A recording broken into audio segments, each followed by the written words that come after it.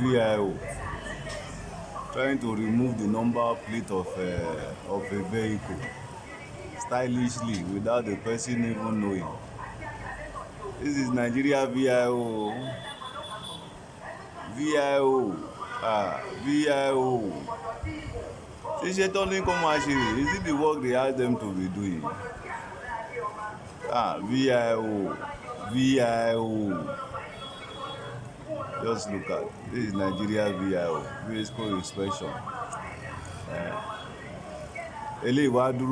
Look at this one. Standing to cover so that people will not know. He has removed the plate number.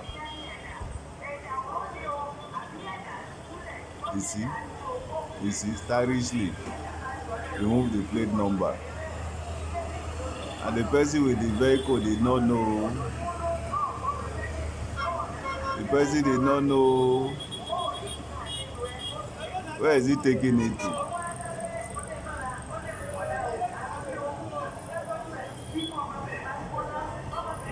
Where is he taking it to?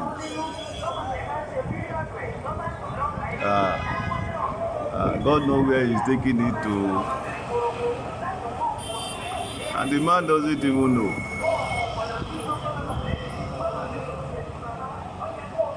It is well. That is Nigeria VIO for you.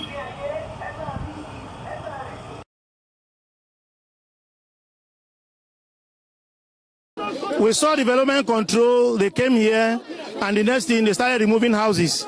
There was no prior notice, they didn't tell us anything. All we heard was that the minister was interested in the place. That was the only thing they told us. And that they said they should remove anything that is existing there. And we have a layout here, which the same director of development control signed approvals on.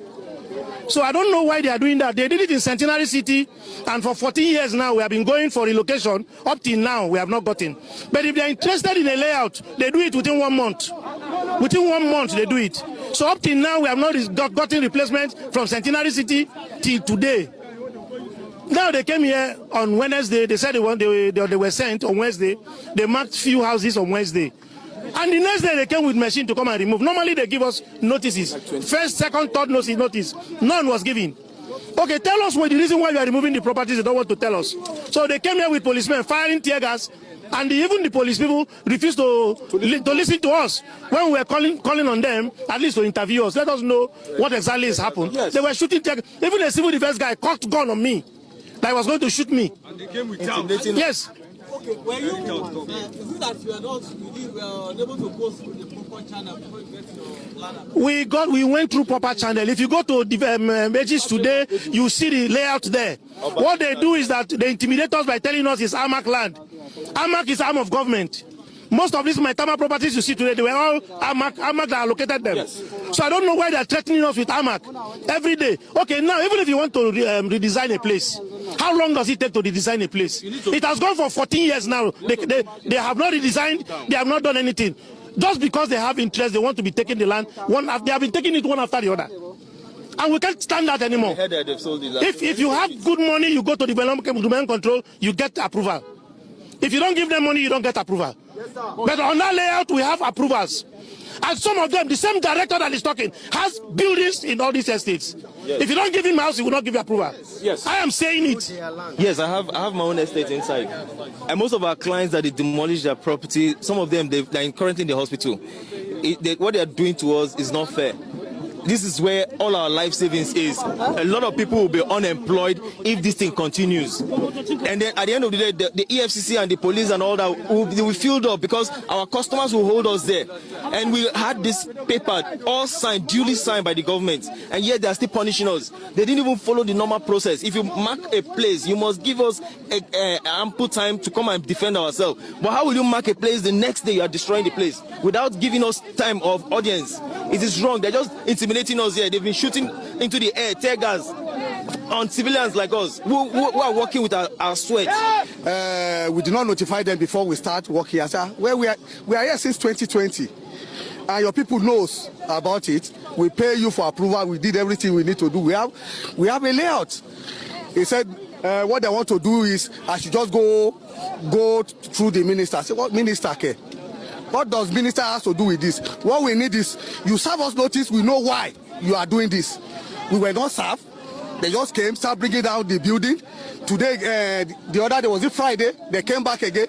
They now mark. So that very day, it was that very day they started. They start marking. That was when we now heard that even the director, the former director, was sacked. I'm coming in order to just remove this layout and replace it with the new one. If they just replace the director with this new woman, the third day they replaced her was when they started this removal of building. People are already living here. People are already staying here. They are rendering it homeless. We don't know. For now, how many houses are affected? In my estate alone, it's 34 houses. What demolished? Demolished. Yes. Now. From Friday to? No, just for a day work. That was on Thursday. On Thursday alone. They started there. And you can see, please give way. You can see. That is the place. You can see houses. Those places there. Small to compare. Compared to what? That is where they started. When they now came with chopper, even when people were kidnapped, they didn't even use chopper. But they came to our site with chopper. Imagine. This bridge that they want to force themselves to pass through, we did it. Not government. We are the one that is even trying to allow our citizens to have house, to have roof all over their head. How many ministers are giving people house? They only come to just do land. We are doing land ministers. Only allocate to their loved ones or to their friends, their family, relatives. This is what they are doing. You can't go to a place and seize land we won't allow that. We won't allow that. It's not for lawlessness. If you don't know what to do, then we'll teach you what you can do. Thank you. What can we do, sir? What can we do, sir? What can we do, sir? Sir, we are not land grabbers. We are developers. Developers, what about developers? We have papers, sir. We have submitted this paper to the authority. Verifiable. Hold on. Yes, sir. Approval is there, sir. Yes. You have that CFO. This is Media Council. Hold on. Who told you? That's why you make it. Hey, keep quiet. If you are an idiot, you're an idiot. Every land in the city belongs to the city. We know. And that was why now went and sold land. This time they don't do anything. The Supreme Court said you don't have power. And all they did was to apply to us to place down them that are making agitator. You don't sit here to double. So, do we go back to the area council? Do we go back to the area council and yes. We're in court, sir. Not if you like, go and carry across, and the worst one is go and carry across. Who told you we allow that? We did not harass you, sir. It's a lie, we didn't harass them, it's a lie, It is a lie, sir. Yes. You know I will listen to you. I'm taking the laws into your hand. No, we never did, sir. We never did, sir. It's a wrong information, It's a wrong information. Lisa, we don't even know the reason why. Sir, it's okay, sorry. Who told you can talk? If you think that you take something, you are not the only one. You have to be careful. Stupid. Because I came there to talk to you. I don't need to talk to you. Sorry, sir. Sorry, sir. Sorry, sir. If you don't know what to do, don't bring their guns. No, sir. No, sir. Don't have guns. We have no guns. No guns, sir. Even tear gas, you can't see it with us.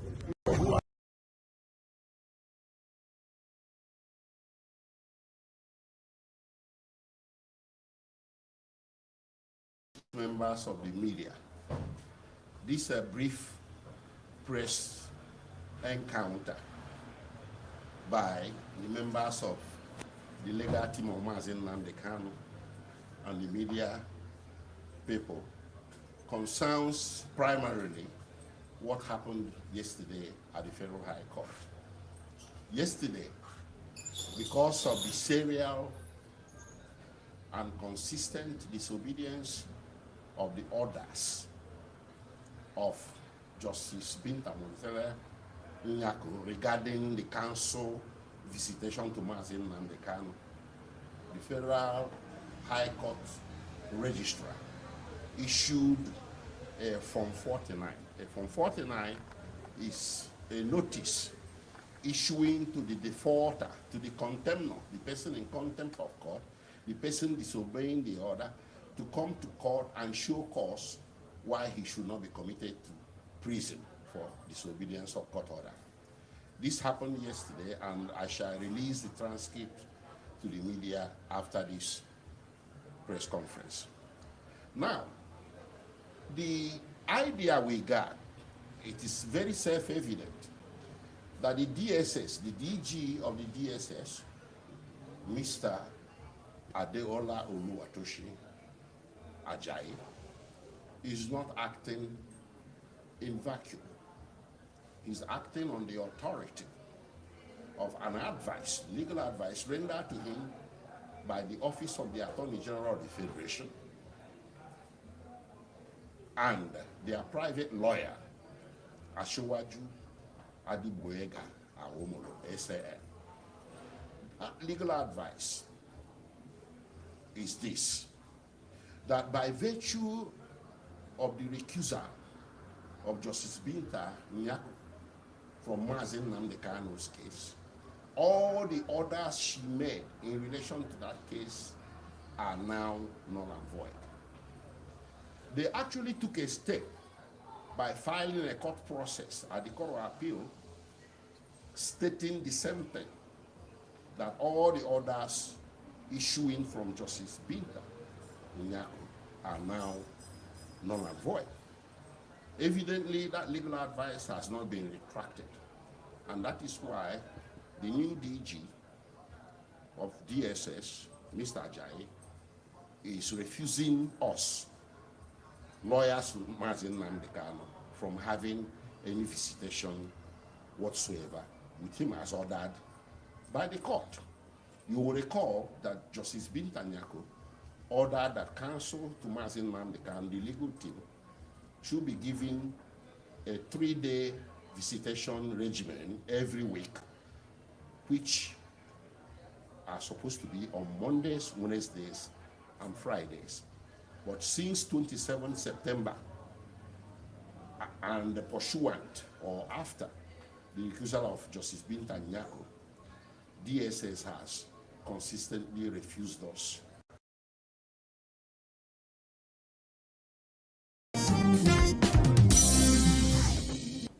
I am painfully aware that many citizens of all walks of life who are sincere patriots are becoming concerned about the length of time it is taking to crush the rebellion in our country. We have one and only one aim in prosecuting this war. It is to ensure that coming generations will live in a happier and more stable country. Let us accept our present difficulties as the price we have been called upon to pay in order to ensure a peaceful and prosperous future for our children. General Yakubu Gowon, 1967. I don't know this face, but please give me time. Let me examine invisible words written on the forehead. You know what? Why don't you join me? Let us take a look. Does it look like a face that can see clearly now? Study the contours of his famished smile, temples in turmoil. Note the dry streams of naked shame running amok all over his cheek. Touch his brittle jaws, where truth once suffered severe caricature. Follow one compromised vein after another. Trace it to the Golgotha of condemned nostalgia. Yeah, pity those innocent eyelids, sentenced to death, uprooted for failure to blow away tears.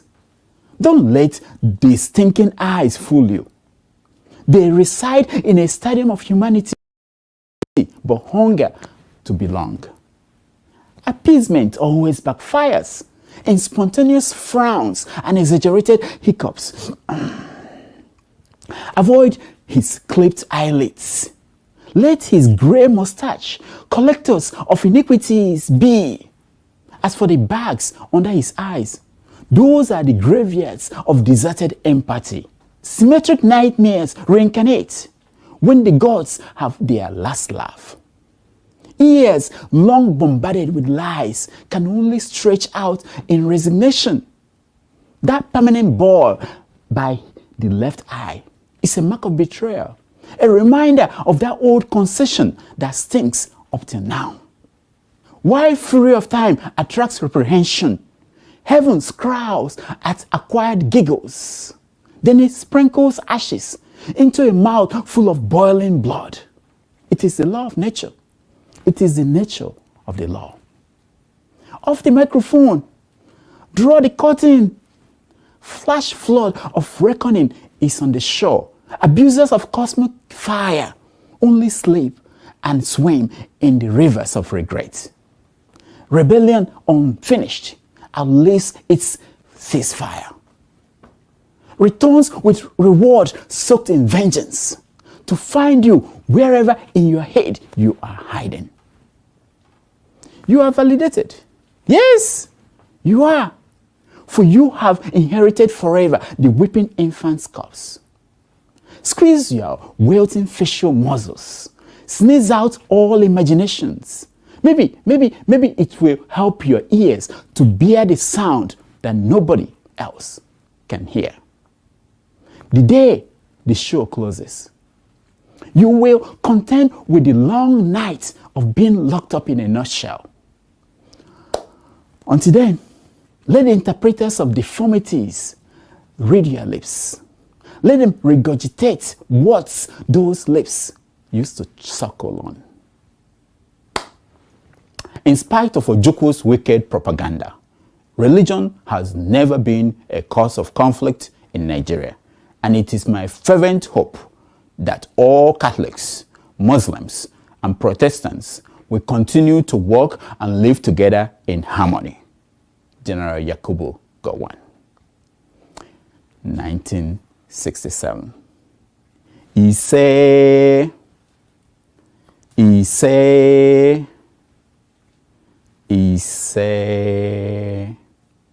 nonsense.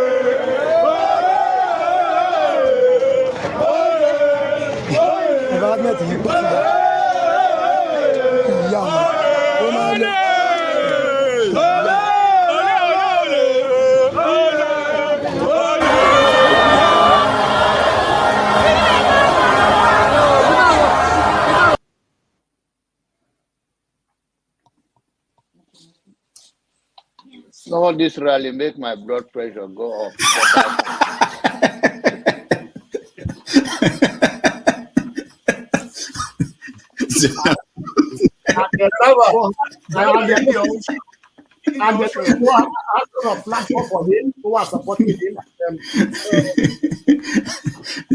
So you should get a filter sometimes, filter your thoughts before you say. I'll continue to take blood pressure medication. Why are you getting high blood pressure, Jonava? Now, I'm not taking medication for myself. I'm taking it for people like Paul and some of you guys that after the January, February something, and then people like Soludo that is a good spoiler. I thank God for his life. He's working for my. I hope that Nigeria wins. I'm never going to wish any president evil so that I can say I told you so. No, I won't wish them evil. I hope. You see, I'm not praying. There's no point. I can't pray for Nigeria to be fine. I only hope that Nigeria wins and Nigerians win. Because if you choose a dodgy doctor who has a dodgy record, who has, all sort of accusations leveled against him, to say this doctor we think he's done this, or this doctor, this surgeon. Yes, he's a senior surgeon, he's the most whatever surgeon, but there are a lot of accusations leveled against him. If you choose him to operate on you, and you tell me to pray for you that it doesn't kill you surgery, what's the point? I can't pray. You might make it, you might not make it. My prayer won't change anything. So I hope Nigeria and Nigerians win during Tinubu's 4 years. Thank you. And I am ready to die defending Nigeria in whatever way. When it is God's time for us to go, it is and you not took my going time to God. You are ready to defend Nigeria. I gave you my time. No, I'm coming. I'm coming. Alexi, hold on. You already started. What I'm saying, defending Nigerians is this. I gave him my time and he's using it to defend No, sorry. I'm sorry. 1,911,844,833 naira and 46. I'll take that again. 1,911,844,833 1 trillion. This money is too much for me. 1 trillion. I hope that is not on the record. 1 trillion 911 billion 840. Tinubu is a criminal, yes, of course, a categorical grade 1 criminal. The only person more criminal than Tinubu in Nigeria is probably Babangida.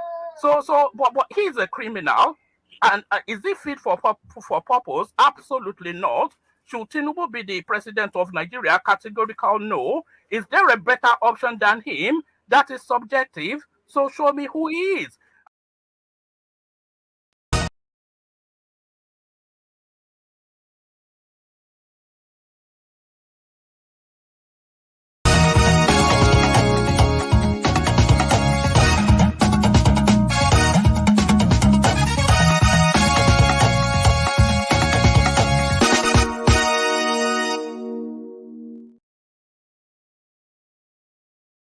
Everyone, welcome to another episode of Have Your Say 247. My name is Rudolph Okonkwo. It's Saturday, October the 26th, 2024.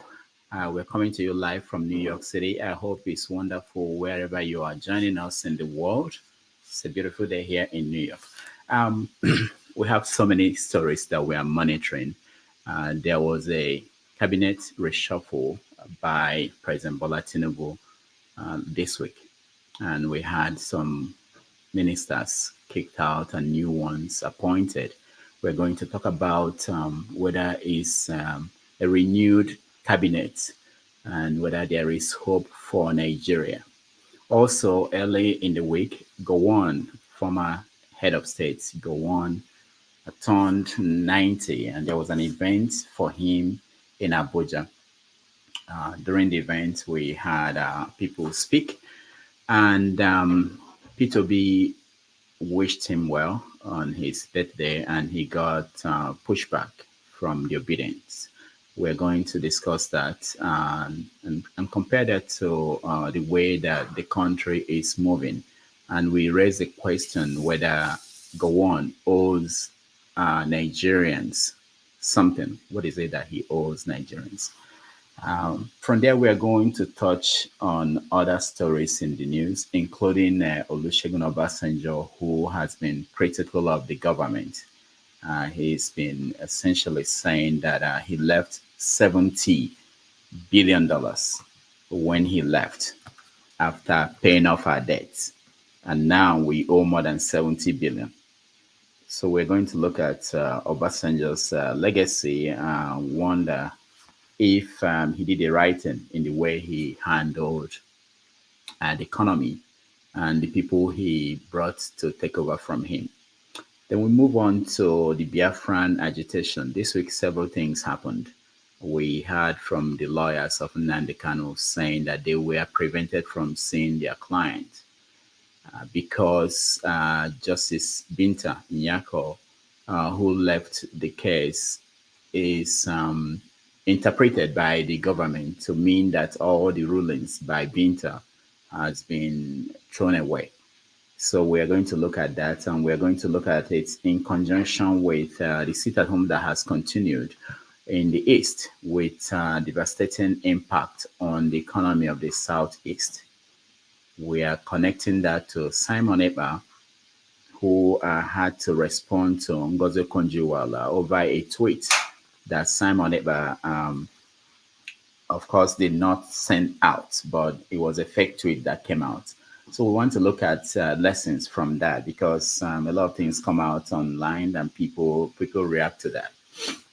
We also have this story about NNPC staff that died in a helicopter accident off Bonny waterways. The EFCC is also under fire because some states are suing that the whole agency is illegal. And finally, the Federal Executive Council approved the borrowing of another $618 million to fight insurgency and insecurity. They are going to use it to buy fighter jets and guns, and then to construct some roads. These and other things going on across Nigeria we are going to talk about. And of course, in America, 10 days from now, no, 11 days, I think, from now, there will be a major election in America that will determine whether Trump will come back to the White House or whether it's going to be Harris that will take over from Biden. So we will weigh in on what's happening in America, the impacts on Africa, and what Africans should do. So if you want to join us, you can come into the studio and we'll welcome you to join this conversation. Again, thank you so much for those watching at home and those in the studio already.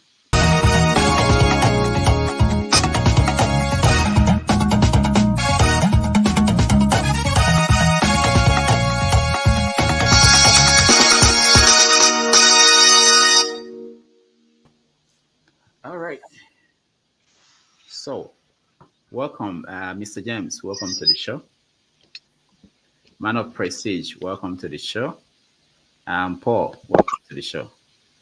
Thank you, and good morning. Yeah. All right. Let me start by finding out if I missed any big big topic in the news.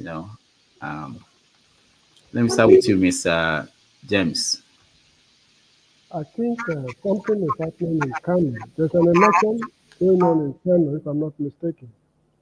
Am I correct? I think they are having a local government election. Yes, a controversial local government election. Yes. Yeah, I know that there was a court injunction by APC insisting that it should not happen. But that's the same script that played out in Rivers State and other states. I wonder why they even bother with this election, because the party in the states always win everything. But yeah, we can look into that. What's going on in Kano? Thank you, James. Man of Prestige. Yeah, good day, everybody. Good afternoon, good evening. I'm going to pivot away from politics. Apart from there's some good news. Apart from the havoc T-Pen is working on Nigerian people. So let's get away from T-Pen havoc that he's causing to Nigerian people. It's about football. You all know what transpired recently. The CAF has awarded the Eagles 3 point and 3 goals from that recent tobacco that happened in Libya, and they fined them for I think about $50,000. So Libya has been punished for that. So that's the only good news coming from Nigeria. And the Flamingo, the U17 is going to be playing this afternoon at 3:30. So you should keep up, And one more thing, there's somebody who like an international sports. The Clásico is coming today at 3:30. So Madrid and Barcelona. So that's the only good news. All the whole thing coming from Nigeria is shaking. All right. Thank you, man of Prestige. Paul.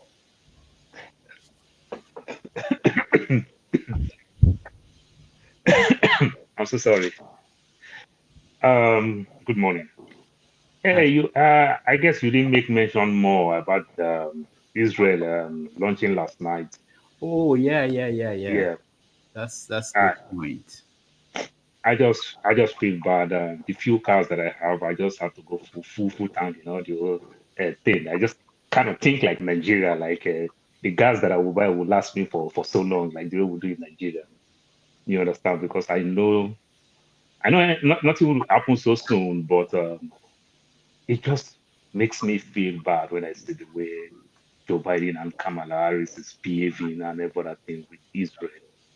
You know, the way they conducting all this rubbish and every other thing. They come to the media, they tell us that, oh, they've talked to Israel, then Israel will go and do their own thing.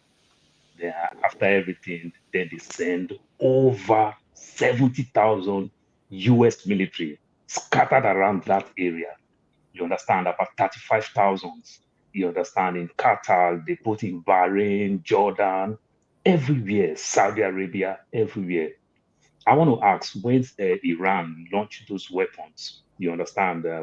Bahrain, Jordan, they shoot some of those things down. Saudi Arabia shoots some of those things down. What is that claim? They say it passed through their airspace. So when Israel is sending the zone, did it pass through the also airspace of these people? Why didn't the Jordan, Bahrain, and the Saudi Arabia also shoot it down and every other thing? So you can ask yourself the question why these Democrat people love war so much. Now they send a lot of troops, about 12,000 from Germany. They send them down there. Do you know what they want to do? They are praying that one or if Iran launch anything and happen to any US military, they say, we don't have option. We got to go to war. Then your tax and my tax, they'll use it to fight war, to kill our American kids and every other thing. These people are very barbaric. I don't know what they're gaining. I just felt bad that I've already voted for Dr. Joe Stein, but I wish Democrats lose this election. And I wish they lose it in mercy. All right, thank you, Paul. We get to American conversation about the American election. I will try to handle that. I want to see what you guys think. Ovie, all na politics. Good to know. Now, good afternoon. Now, they hear me? I will hear you. We want to know what is missing from the topics I mentioned. I don't know what is missing. I don't know what is missing. What are you paying attention to? What is important to you? Dr. David, that's a deep question. I've been paying attention to the fact that in the next 10 to 15 years, it's going to be real chaos, especially the European nation. Pretty much everywhere, we are going to see collective outrage. And the fact that they don't so can tell us, say, if we make we behave for the next 10 years, anybody with DNO, I will see anyhow. They don't can tell us. This is exactly what happened in the 60s. So I'm concerned. Those are my worries. But most importantly, just like what Paul is saying, I think there's a law that was passed a couple of days ago that actually, for the first time in maybe in history of United States, the Supreme Court has granted the Pentagon pretty much the government to use the lethal force to kill American citizen and soil that's in America. So what the question is that what's going to happen, right? Is there something that is coming that we don't know? I don't know. I've already referred to I think when they had the debate about Donald Trump, I pointed to the fact that he's always referred to the former president McKinley. I don't. Many people don't know about McKinley. This was late 1800 to early 1900. It was pretty much one that precise over America then. And this idea of tariff, it came from that, and it's still actually reinforcing that. So, and during that point, a lot happened, especially a town called Wilmington. There's a book called Wilmington Lies.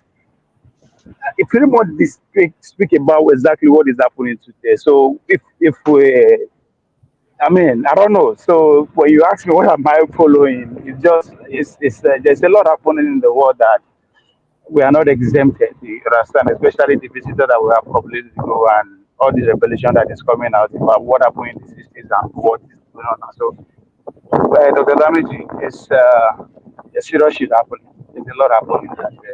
And, unfortunately, our people that actually govern our space are either trying to pay deaf ear or I just don't understand. So, yeah, a lot is happening, Dr. Damiji.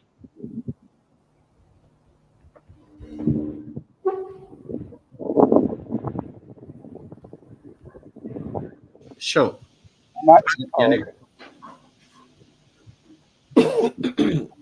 Good evening, Dr. Damages, and good evening to my fellow panelists, co-debaters, our great timekeeper. I'm joking. To all the viewers from around the globe. Righteous man, good to see you.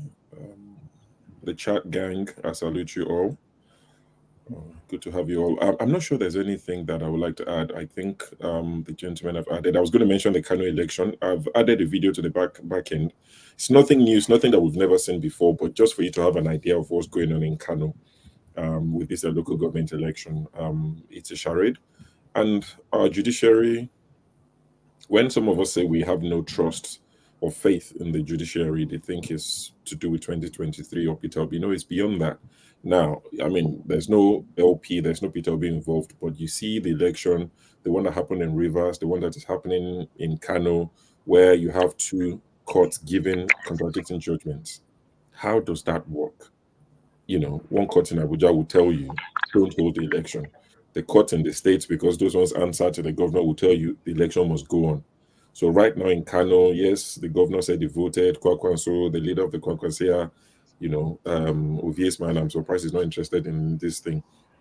He said he's voted, posted pictures, it's peaceful. But you see this other, honestly, if it's like a 30-second video, the way they are beating each other in Kano, you would think, you know, so it's quite important, because if we can't get it right at the local government level, I doubt much will change. As we all agree, local government, you know, local government chairmen or chairpersons are the closest to us. So it's quite an important one. And the Libya one, that Libya match that the man of prestige mentioned, good news to Nigeria. So 3 points to us. Libya must learn, and they're going to learn the hard way, in the words of a brave Nigerian. Sure, no blame it. This is actually news to me. Sure, for real. I don't even know anything about Kano. And don't blame me. Don't blame me. 1 second, I beg. No, Let me just no vex. No, seriously. Don't blame me. Maybe at the course of our conversation, you will understand why I don't pay attention to what they are saying. I mean, when we are not free, when you father say we are not free, every other thing is up the window as far as I'm concerned. These people are just charlatans. Just like make I borrow Mr. James, but they are charlatans. They are as in show. So I mean, you understand why I don't care about these people. Look at your people now. So you want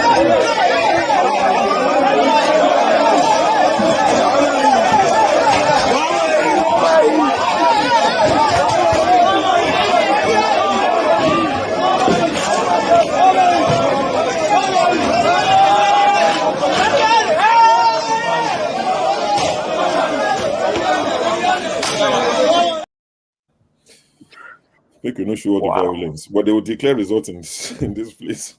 But nobody. NNPP, according to them, if they actually won the way they say they control Kano, why are they doing that? So yeah, that's the. I have no idea what's going on. At least they came together to do something. In some states, we didn't see people coming together and they achieved results. Righteous man, welcome to the show.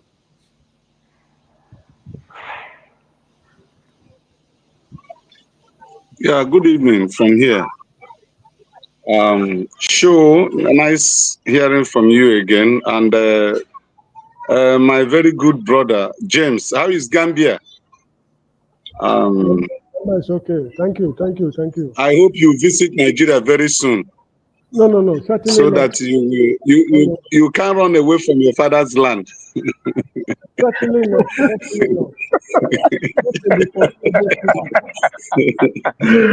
So, my greetings to all the panelists, Righteous Obi and man, the I rest. thought you righteous man. I thought you're a Christian. If you're a Christian, then our father's land is Earth, planet Earth. So everywhere belongs to our Father God, the Supreme. No, the Bible said that the earth is of the Lord and the fullness thereof. And the And the Lord Bible is said our God has Father. given the earth to the sons of men. God is not coming down to inhabit the earth. He has given it to the sons of men. So forget about going to heaven. There is no heaven anywhere. No, God holds The earth earth, and we live in his land. So everywhere belongs to God, and God is our Father. So everywhere is home. but that is why I need visa to travel to the US. So irrespective of being owned by God. I will tell you, say I don't need visa to travel to Delta from Lagos. I don't pay transport. We are the only Okay. animals that pay. We are the only animals that pay to live on earth. Every other animal they live free, but Exactly. now we dey pay. And we dey pay Free. ourselves. Isn't that crazy? Yeah. So We be mad my people.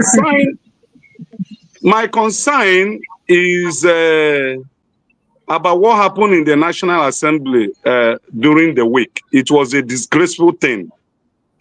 In fact, it was one of our panelists here that sent that YouTube to me.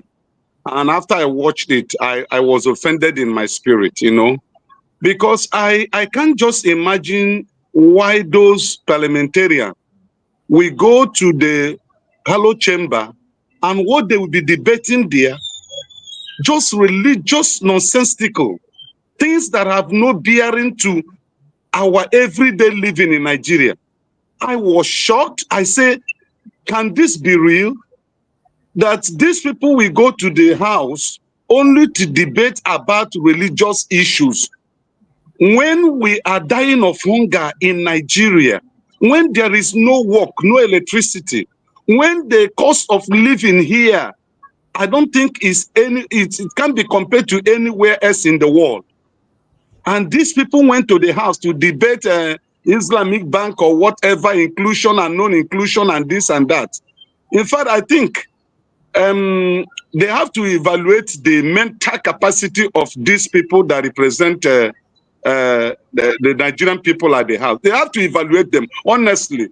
And like I always push it to the Nigerians in diaspora, you people have to, cry out that you are not being happy seeing what your brothers and sisters are doing back home here.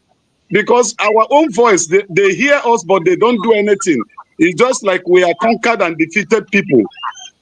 So that's a subject that really traumatized me during the week when I watched that ungodly acts in the house. All right. Thank you, righteous man. Um, let me just remind you that if you look at the British Parliament and the American Senate and House of Rep, they also discuss things that if they put them on camera, you might wonder whether that is important or not. Because the job of the Parliament is not to just focus on one thing. It depends on what the media is showing you. If you watch them 24 hours, you see that they touch on everything. It's not just, I'm not defending them, but I'm just saying that sometimes we judge things. Democracy is new to us, even though it's been there for a while. We're used to military kind of structure. So we are not used to the fact that they could sit down in a democracy and be discussing things that you may think is not important, but it's part of their job. All right. And doctor, on the flip side too, now that righteous man says this, Bobrisky too was also caught during the week, trying to escape the country. You understand? Yeah. So righteous man, don't complain if National Assembly discuss about it again.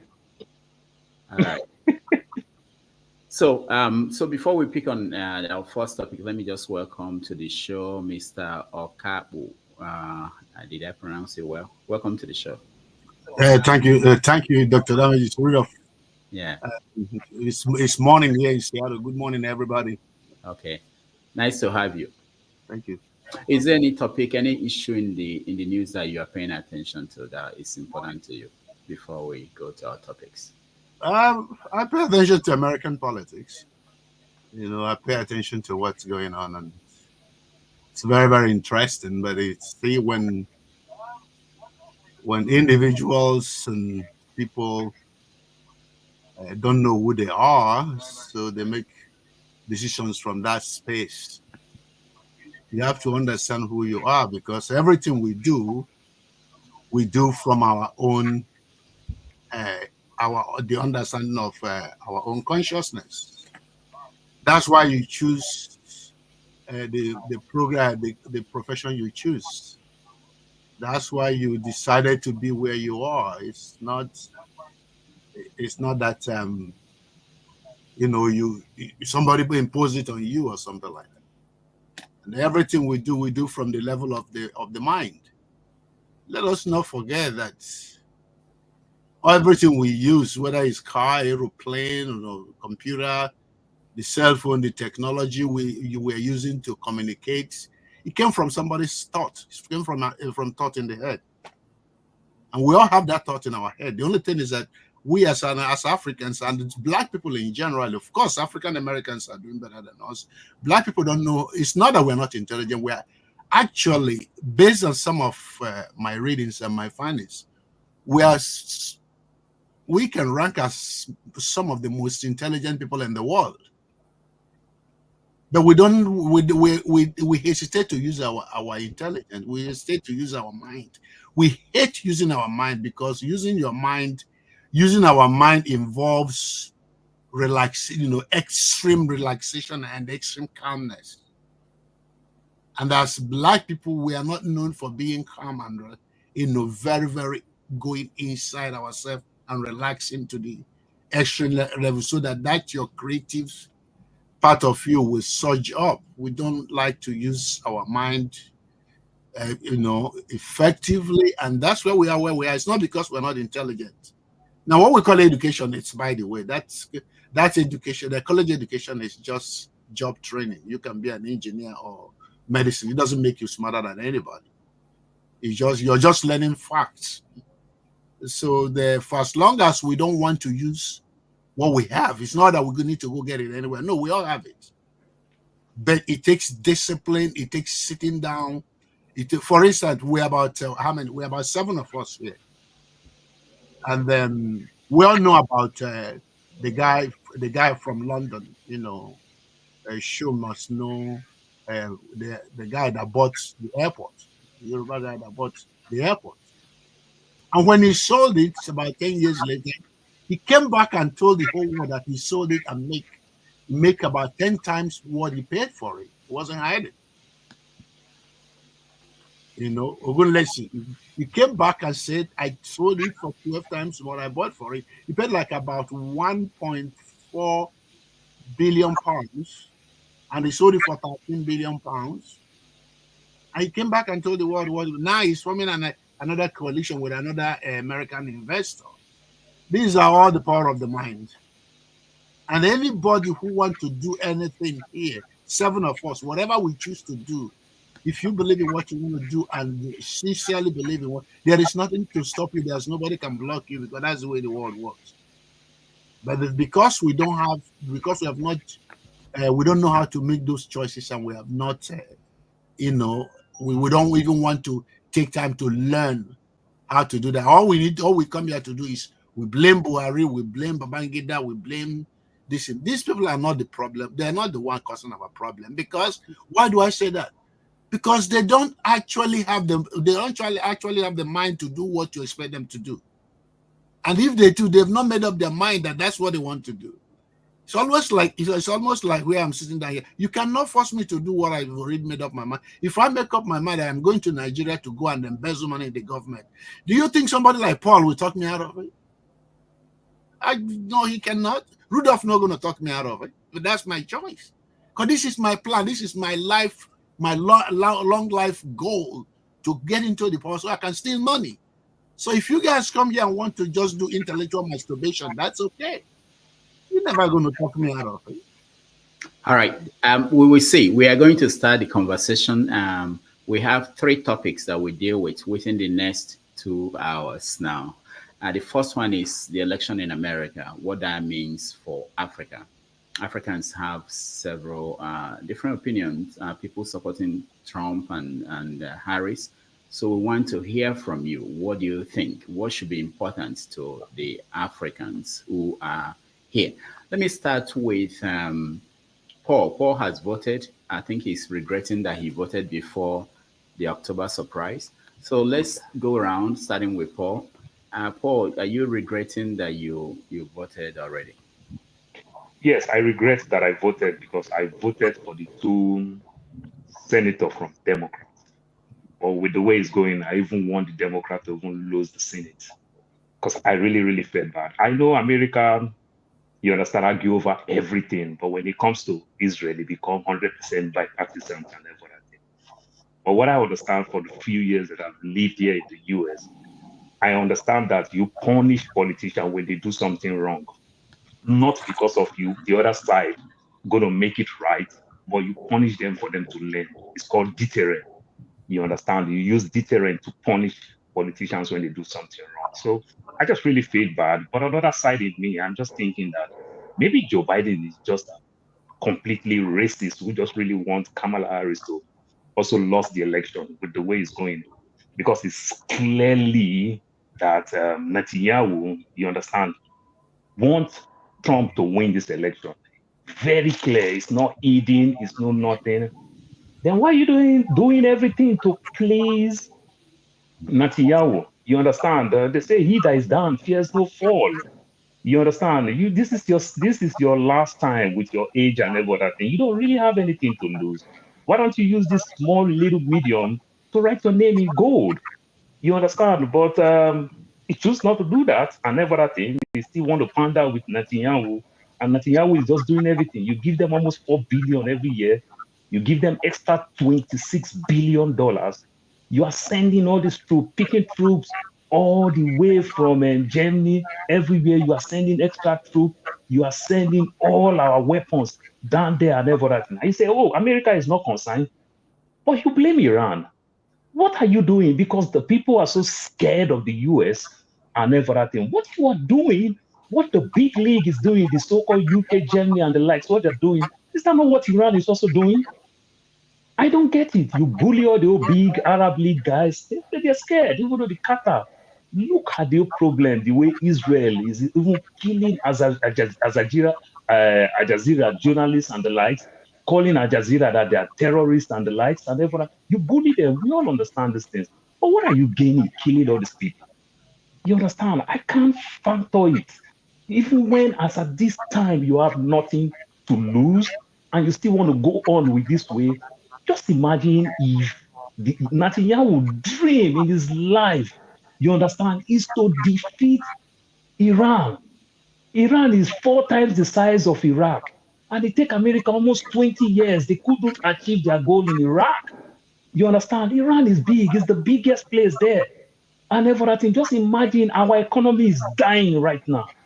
Just imagine if Netanyahu would choose to go ahead, you understand, and level maybe their nuclear sites or their oil facility. The price of gas going to go up.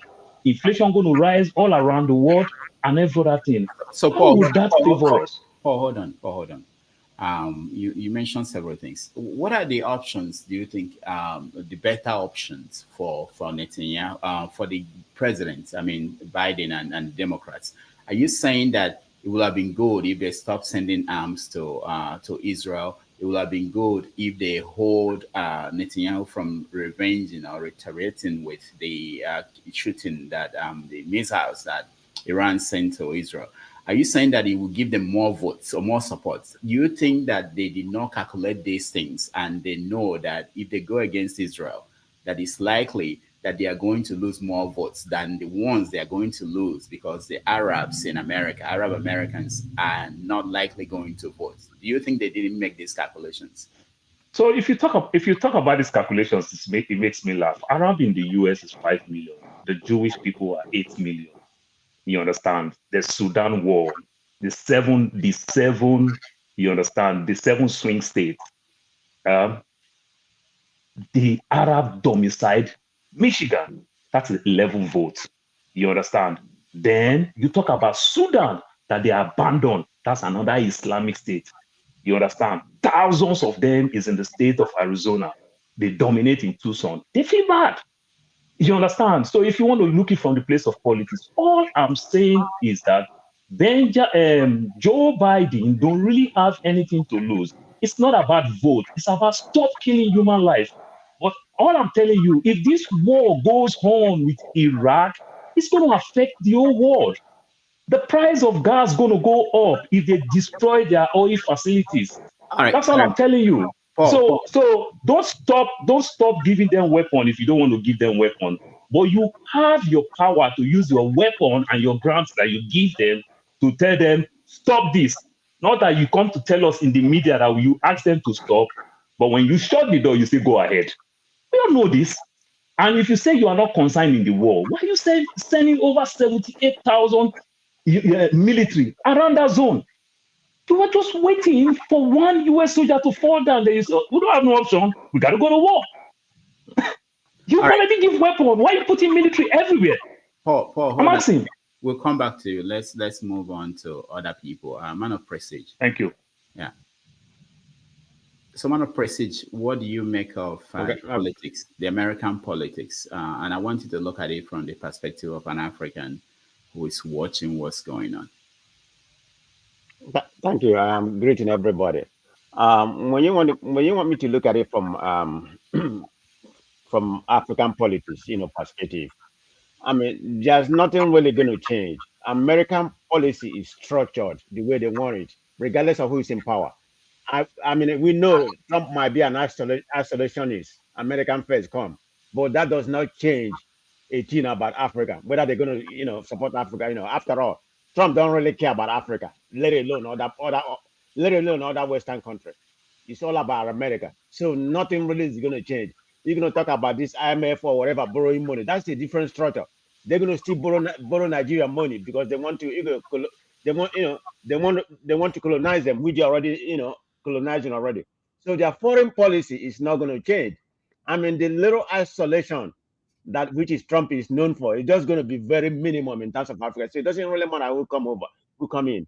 So that's what I have to say in that angle. So on a broader space, like my brother Paul said, I mean, you can vote for whomever you want. That's your prerogative, But in my own opinion, I look at the Republican, as the more evil part, evil part of the party compared to Democrat. I'm a Democrat, of course. I mean, you can vote for whomever you want to vote. So coming here blaming Democrat and everything that they did is Trump wouldn't make any difference. Trump would even be more hawkish, when it comes to Israelites. I mean, he's the one that changed, the capital to Jerusalem. I mean, now he's playing politics right now. That's what people don't realize. Everything he's doing right now, he's hoping that Trump is gonna come in. After all, they had a conversation about a week ago with Trump, and Trump said it that, and Netanyahu said that he doesn't care, he doesn't give a damn about Biden. We know Netanyahu is a Trump supporter. So if that happens, he's gonna give them everything they want to go and wipe up Palestinians. Trump already said it. They should nuke them and destroy the whole Palestinian. It doesn't matter. This is hard Trump thing. But anyway, that's American policies for you. In my own opinion, Trump is not going to be better. If you want to look at it from geopolitical angle, I don't know why we people from Africa, we show our senses. I don't know how we reason like Trump supposed to be this messiah. When he come in, he's going to wave his magic hand. Everyone will cease. There will be no more war. It doesn't work like that. So that's what I have to say. But whatever you believe, that's your own prerogative. I know what I believe. All right. Thank you, Man of Prestige. KJ. Just remember briefly, under 12 minutes, Reagan threatened Israel. They slowed down during Reagan's time. That's all I'm saying. It will not change. The only bipartisan anything America do is about Israel. The both parties support it. But the party that has killed 42,000 and still want to continue, no, I disagree with them. All right. You understand? It's not about the other one going to be wicked. What you are doing now, this is the bushel. This is the wicked. I am saying that is the one I can review about. Okay, not Paul, the one that is yet to come. Paul, hold on. KJ. So Paul is arguing that the Democrats should be punished not that he supports the Republicans, but that the Democrats should be punished for not doing anything to hold Netanyahu to account. I don't know your politics and where you stand, but has that ever worked in America where a party is punished in the polls and they change their behavior? Okay, thank you, Dr. Damages, for giving me the opportunity to participate. And I thank every other panelist that I can see and those on the keyboard warriors. Truly, to be straight and forward, it has never really worked in American politics. And I want to borrow a word from, lean on a little bit towards man of prestige, not really all, but a little bit towards him. He said that the American politics is constantly the same. It's like, I want to put it this way. American politics is like a lady or a guy who has finished dressing up. You want to go out, you just put lipsticks, That lipstick really don't change anything about you, really. It's just, an add-on. And so whether they are Democrats or Republicans, it's just an add-on. The system is set, in such a way that it will take maybe more than 2 terms of a president to change the trajectory of American politics. The way I understand it, this is my view. Mm-hmm. Now, whether and for those who say that Netanyahu is pandering to Trump, the truth is that if you go back when Trump was, when he was voted out, okay, Netanyahu that time also pandered to the incoming president. Remember that he almost embarrassed Trump. In fact, he refused to see Trump when he came here. Yep. So these people are acting to the best of the interest of their country, irrespective of what you think. It is high time we Africans should learn that also. We will dance. Let's learn the dance. We can't continue to be fooled every time. If it's going to pay us to get agitator done, if we have to dance to Russia, let's dance to Russia and get our agitator done, going up, the steel industry going up. Then if somebody else comes and we know that we are now capable of building ships. Remember, we used to have Niger Dock, where they build ships in Nigeria. If we need to revive that, and America is the one that's going to help us, let us also wear their clothes and dance to them. And then when we get it, we'll continue the act. If African politicians can learn the act of balancing, Africa will be best. Who is going to be better for Africa? Both of them. But you see, I will go. I wanted to become satiric, but I will not do that. Look, when Obama was around, Obama gave Kenya 10 years visa because Kenya was able to dance to that. So their visa went from being just 2 years, 3 years to 10 years. And the same thing now applies to Ghana, okay, before Obama left. Nigerians should be better in this dance. We have more people, more intelligence here. We should also learn the act of balancing, okay? Learn the act of balancing and go on to that's the way I see the world. But whether it's going to change, again, I will say, I will agree to Paul. Trump is feared. The reason why most people fear Trump because they think it's unpredictable. And I think it's good for international politics that you are unpredictable. I think so. If you ask me, I'm not a politician, even though I took some courses when I was in the university on that. But because of his not being able to be predicted, it is difficult for the Arabs to say, okay, we'll do this and do that without getting a repercussion. And sometimes it goes way off. Other times he just threatens and leaves it. So I'm saying for the world to remain where we all will have respect that our children will grow up and not be in chaos. We should not pander to the next, because the next world war it's not going to be a child's play. It's not going to be like the other one. It's going to be fought from, from different levels. It's going to be fought from the sky. We don't have anybody in the sky. It's going to be fought from every angle. So I will say that whether it is Republicans that are going to win or the Democrats are going to be in power continuously, it's not going to change a thing in African politics with America. Right. Thank you, KJ. Ovie, certain things happened in the last 24 hours or 48 hours in America. The New York, the Washington Post, Los Angeles Times, they failed to endorse a candidate because their publishers were afraid. They intervened. They said, you can't do this. They were afraid that if Trump should win, Trump will take action, vindictive action against the paper, even though people don't vote because a newspaper endorsed any candidate.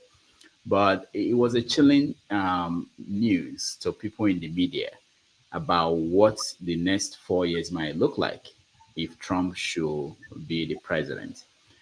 Now, when you look at the contest as it stands today, what is your concern about the possibility of either of the candidates winning this election?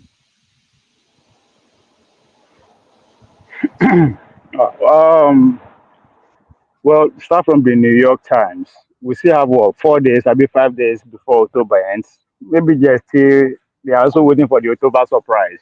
Don't forget, October never ends. I suspect that is what is what they are hiding or see holding back. Maybe this is me just being looking back to see what is likely. I think. Hold on, over here. Point of correction. It's not New York Times. It's Washington Post and Los Angeles Times. Washington Post. Yes. New York. Okay, go ahead. Sorry. Washington Post. Either of them. What's the difference? The difference is that age. One is older, one is younger. That's pretty much it. Then if you're sorry, on the stuff, I remember the Washington Post is owned by Jeff Bezos. Yeah, So it's another businessman who is not sticking with Trump so much. So he's also trying to manage himself. So it might not be the media itself, but because of the owner.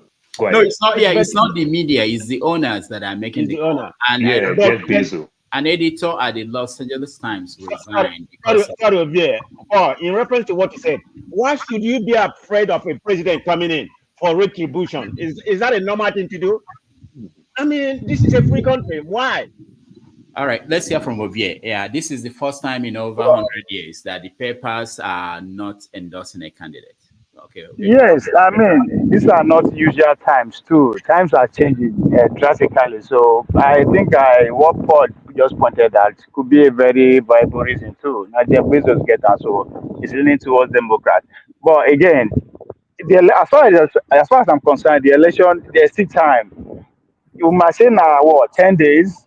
Just looking from the basketball angle, 10 seconds could be 10 minutes. So it's American election. It's not even over until January 6th. But we keep forgetting what January 6th is about. January 6th is about not just about what happened to the capital. No. January 6th is when the Congress actually certified the election. So, and that is when they collect the electoral vote, take it to the vote. So there's still a lot is still going to happen. So we just wait when it comes to election. And again, at this point in time, to still believe that either Kamala or Trump or any of these clowns have anything to actually do or contribute or minus or what is already ongoing in terms of Israel, or we should stop deceiving ourselves. Yes, we should stop seeing America as like every other country. No, America is not every other country. America is an hegemony state that has interest of dominating the whole planet forever. Like this is really actually stated. So for the past 100 years, who become president, no matter, there's an administrative state, aka deep state. It is real. Those people are 100% in charge of foreign policy. Israel is not just a state. Israel is like 51 states of that another states to America. Doesn't matter how big country. Forget me Netanyahu. It's not up to Netanyahu. Those are all clowns. Pay attention to what happened at the Congress. What's in the happen for Congress? Now they argue them. Now one hand. So that's why you should pay attention to. Right? Forget the Democrat or Republican. It doesn't matter who they play. Forget all those things. After all, we have a president who don't know where he is, but things are going on. America is actually facing just like what happened in the 60s when they are actually going after the communists. That's exactly what is happening now. There's nothing like say you have to take side. Where are you? Are you with the BRICS nations or you are the other side? So that's what is going on. That's why when they actually came to Nigeria, now waiting just like exactly what happened in the 60s, after the pressure came to them, what began happening in Nigeria is all those schools that happened. Now only one of them, 9 Nigerians, actually carry out successfully. The rest are CIA motivated action. So there's a lot of things that is happening that has nothing to do with all this clown. So it doesn't matter who wins. It doesn't matter who wins. Whatever that is going is already on the motion. Nothing will stop her. There's a containment of China going on. There's a pushback from the Russian angle, and especially about the Russian, about the Gaza and Israel. That's an ideological war that is going on. That is the only way to keep the Middle East and the religion at large, Muslim religion, in check. That's what the state of Israel is all about. So it's beyond all they know what they are doing. Again, to understand actually what is going on today, they have to go back to the First World War. When America won the First World War, they put their foot on the ground. They begin to say this is how the world is going to run. So all these media that are saying it, they don't matter again. They are all there for propaganda reason. All of us. So there's a deep things that is going on beyond all this clown that they are presenting before us. There's an existential threat before the hegemony, right? Is it that survival or the hegemony? That's where we are. It's beyond vote for this, vote for that, vote for this. No, it's a serious thing going on in the world that it will never remain the same again as we go on. All right, just like what happened in the 60s. Thank you. You have to take a side. You can't even afford to be a non-conventional. No, they will come after Iran. And that is what Jimmy Time will come to warn us about. They assemble our congressmen. That means a lot. They don't assemble businessmen. They assemble the congressmen. Then they say the next 10 years, this is how it's going to happen. You do anyhow, you see anyhow. That's exactly what happened in the 60s. I'm sorry that I'm going too deep, but it doesn't matter who becomes the president at this point. There's more serious things that are going on. Thank you, Obi. LSC. We know that it matters because Trump doesn't care about climate change, for instance, just one issue. He doesn't care, which means we know what he did the first time he came. He pulled America out of the climate accord. And African countries are bearing this, the cost of the climate change, to the point that we are seeing flooding that we've never seen in generations happening across Africa. And Africa is hoping that there will be a kind of the money they promised third world countries, 100 billion, that they are going to use to develop their clean energy to stop them from following the path of the big nations that are polluting the environment, which means that instead of using coal, they will find a better energy. So these things are not going to continue to be supported by the rest of the world if Trump becomes president. So it matters to Africa who becomes the American president. So tell me from where you are, where you stand, what are the issues that are of interest to you in terms of who you vote for in the election? Okay, thank you very much. And I heard what everybody said. I heard Paul's rants and his concerns and everything, and Man of Prestige and KJ, including Ovie. While they were talking, I was making notes at the same time. Let's go step by step. When it comes to Israel, let us not forget that it was British and America that actually created the nation of Israel. So when they created them, it's actually their responsibility to support them from that time on, from that stage onwards. Now, I'm not going to go into detail of that because, I've just mentioned this. Now, going to something that Man of Prestige said, that either way, America would be the way it is. We can say that to some extent because we know history. I don't know how many of you who read Timothy Snyder's book. Timothy Snyder is a history professor from NYU. And if you don't read it, please, you're not following or understanding. You see, my concern is that we are not, you see, I go back to what I'm saying. That we're intelligent people, but we refuse to use our mind. We refuse to use our intellect. And that's the concern. If you had watched what happened yesterday, yesterday in Atlanta, Georgia, Carlson, Georgia, Carlton to be precisely, you see all these big African Americans coming to campaign for Kamala Harris, and then you see all of them saying, and there's so many of them who are actually university professors. They're publishing books about how people get involved. And don't forget, the civil rights movement of 1963 was actually 100 years from when Abraham Lincoln signed the Emancipation Proclamation, right? 1863 to 1963. And the Black Americans took it upon themselves to fight the powers that be, the most powerful nation in the world, and bring them to give them their civil rights. And we Nigerians are complaining about Buhari and Tinubu. The American politics is fluid. American politics is fluid. I'm not going to go into a long rant. Nobody has all the powers. We're all human beings. We're all created in the image of Creator, as they said it. And if we go with that principle, that means there's no power they have that you and I don't have. The only thing I can tell you is that we don't know how to use it. I'm not going to confess. I'm not going to say that I know how to use it. We don't know how to use the powers we have. Going back to to your question, Dr. Damages. American election this time is not about policies. Anybody who is thinking about policies is missing the mark.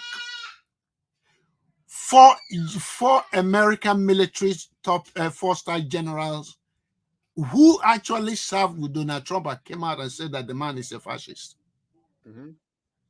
Donald Trump came out and said that if he wins, he will use the military to go after the enemies of the state. And he mentioned Adam Schiff and mentioned Nancy Pelosi as an example. What is happening in America is what happened in 1923 in Germany. When Adolf Hitler was coming up, you know what the Germans, people in the chancellor were saying? They were saying that they were calling Hitler that sergeant. And don't let nobody take that sergeant seriously. What does he know? And then when they made him a chancellor, they were making him a chancellor because they said, "Don't worry, we know what to do. We can control him." Go and look at the book being dropped now, the biography of Mitch McConnell. Mitch McConnell is now confessing. He said everything he knows in his. The book was just dropped like about a week ago. What he's saying about Donald Trump. Don't forget that when he was coming, he was hoping to control the same person. When Donald Trump said, Donald Trump actually, the only reason why they brought JV Dance, let me say this, is because of Peter Thiel. Peter Thiel is a German-born tech guy who is a gay guy. He's a gay guy. He lives with a man. He's married to a guy. But Peter Thiel is the one that prompted up J.D. Vance when he was running, and because he worked for him before. Okay, what Peter Thiel there's a book I came across. Peter Thiel believed that America should be run by the businessmen, that people who don't contribute, people who don't make anything, who don't produce anything, who don't help to produce anything in the system, cannot have the right to vote and create the sense of direction for anything, because they are the ones that have the power, they make the money, they create wealth and everything. They should be the one that have the control. Now, when it comes to the African context, excuse me for 2 minutes. When it comes to the African context, Africans must know that either way, our best bet is if Kamala Harris is the president, not Donald Trump. Donald Trump already told you that he doesn't give a damn about anybody. As a matter of fact, the 15 million people he want to throw out of the United States, they are not all illegal immigrants, because don't forget that the Haitians in Springfield, Ohio, they were not illegal. They're all legal. And if you go and watch the CPAC video they make about the people who said we are taking over this country because we are done with democracy, they actually came out in CPAC and said that we're going to defeat their democracy. All right, so let's stop there for now. Righteous Man, in Project 2025, this is what they wrote there about Africa. So they have a plan. They figured out that Africans don't like these gay rights, human rights. They don't like countries telling them what to do about gay rights and human rights and all the culture wars, even abortion. So they said that they are going to recommend to Trump to follow that model. in any case, we know that Trump doesn't care about Africa. So it will work out very well for most African leaders who will not have anybody shouting at them. So someone like Tinubu can decide to be like Paul Biya and stay there for the next 30 years. And Trump, if Trump is the president, wouldn't care. So for people like the Biafran movement or the Yoruba nation, it will actually work for them. Because when Trump was president, he negotiated this something in the Project 2025. We didn't know that. Most people, I didn't know that. Most people didn't know that. So when he was moving for the what he called the Abraham Accord with the Middle Eastern countries, he went to Morocco. Not him. His people went to Morocco and discussed with Morocco. And they said to Morocco, we'll let you control Western Sahara, and as long as you recognize Israel. So Trump is willing to do business with Africa, but in the context, the way that China is doing business with Africa, and they actually mentioned it, that China is not involved in internal politics. China doesn't care whether you kill their people, whether you rule forever. Just take loan from us and pay us back. If you don't pay us, we take you whatever we want. And that's the approach they are recommending that Trump will follow as president. Yes. We'll pay some people in Africa, So, for instance, if the Biafrans are able to reach Trump or the Yoruba nation and convince him, that we give you something in return, and Trump will do a deal with the Biafrans and move on. So that is, it will have impact on all of us. This is what they are recommending in their book, in the templates they are going to use to govern the country. So, righteous man, I know you are a church person, and I know you care about what happens to the church. But I always wonder if democracy fails, if New York Post, New York newspapers in America, if they are no longer free to defend democracy, it may get to the point where even the church that people think they are protecting cannot be defended. Nobody will be there to defend the church. All right. So weighing from the culture war, righteous man, the culture war that is moving some people towards Trump. Yeah, Dr. Dennis, please, will you just allow me some seconds to answer this question? Who is a true American? Who is real American? Because I've read some books that talked about the real Americans. Who are the real Americans? That's a lecture. Well, everybody's an American if you're a citizen of America. I don't know who is real and who is fake. Yeah. I don't think some people can say the Native Americans, the Indians. But but everybody who is an American, and let me tell you this: every generation, every century, there are people who will come into America. And there will be this debate. The Italians faced that when they came. Now we don't even know who is an Italian American because names change. The Irish, they faced that when they came. So every generation, they all face that. Today, we're talking about people from Latin America. In another 100 years, it may not even be. Those people will just they will fit into America perfectly. Nobody will know that they came from somewhere. So it may just be the Africans or people from another part of the world, maybe the aliens. So it's not about, that's not important. The important thing is that everybody who is a citizen here can vote. Even the white people who criticize the Jewish people too, some years back. The reason why I asked that question is because in your address, you did mention African Americans, Latinos, Spanish Americans, and the rest of it. So if you have singled these people out as a race or a tribe or a people, who is then the real American? That's why I asked you the question. And also, I have read in books where they mention... People get America. Oh, you do any idea? Thank you, righteous man. Go ahead. So back to the issue. I really 100% support what Paul said.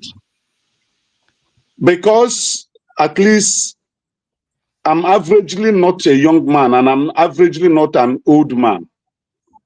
In the days I spent on earth, there is no policy of America that have favored the black man. If not, we wouldn't be underdeveloped today. Hold on. when George Bush was president, George Bush Senior Jr., he actually implemented a policy that helped Africa deal with AIDS. When Clinton was president, they implemented what they call the African AGOA. Yeah, where Africans can. So don't say those kind of things. There are things that are being helpful. Dr. Damages, with all due respect, my opinion must not be contradicted or rejected by you. You have said your own, and this is my own opinion. I'm not a small boy. I'm not under 40. I'm not 50. I'm above. I'm heading to my 60s. And so you should allow me to exercise my right of opinion. Since I was born till this time, American policy have not helped to develop what we call the third world. Who made Africa the third world? It's still the same people you are referring to today that they had policies for one thing or the other. Who created AIDS, HIV/AIDS? Who created it? Where did it come from? See, that one of the problems I have discovered is that the black elites that reside in America have been brainwashed. And they are so much ready to defend America rather than defending Africa. If some of you that are intellectuals returns back here and begin to implement that intelligence you have, maybe Africa will be better. For me, my opinion is that those who enslaved us for over 400 years, those who made us slaves and used chain and pierce to pierce without reparation till today, can never do anything that will favor Africa. And they have never done, and they will not do. The policies of America, the policies of Europe, Western Europe and America is the same. And that's why they're defending Israel. No matter who comes there, whether it's Kamala, whether it's Trump, America will defend their foreign policy. As you guys have stated that America and Western Europe created Israel, I want to ask a question from religious point of view or cultural point of view, as you referred to me before. Okay?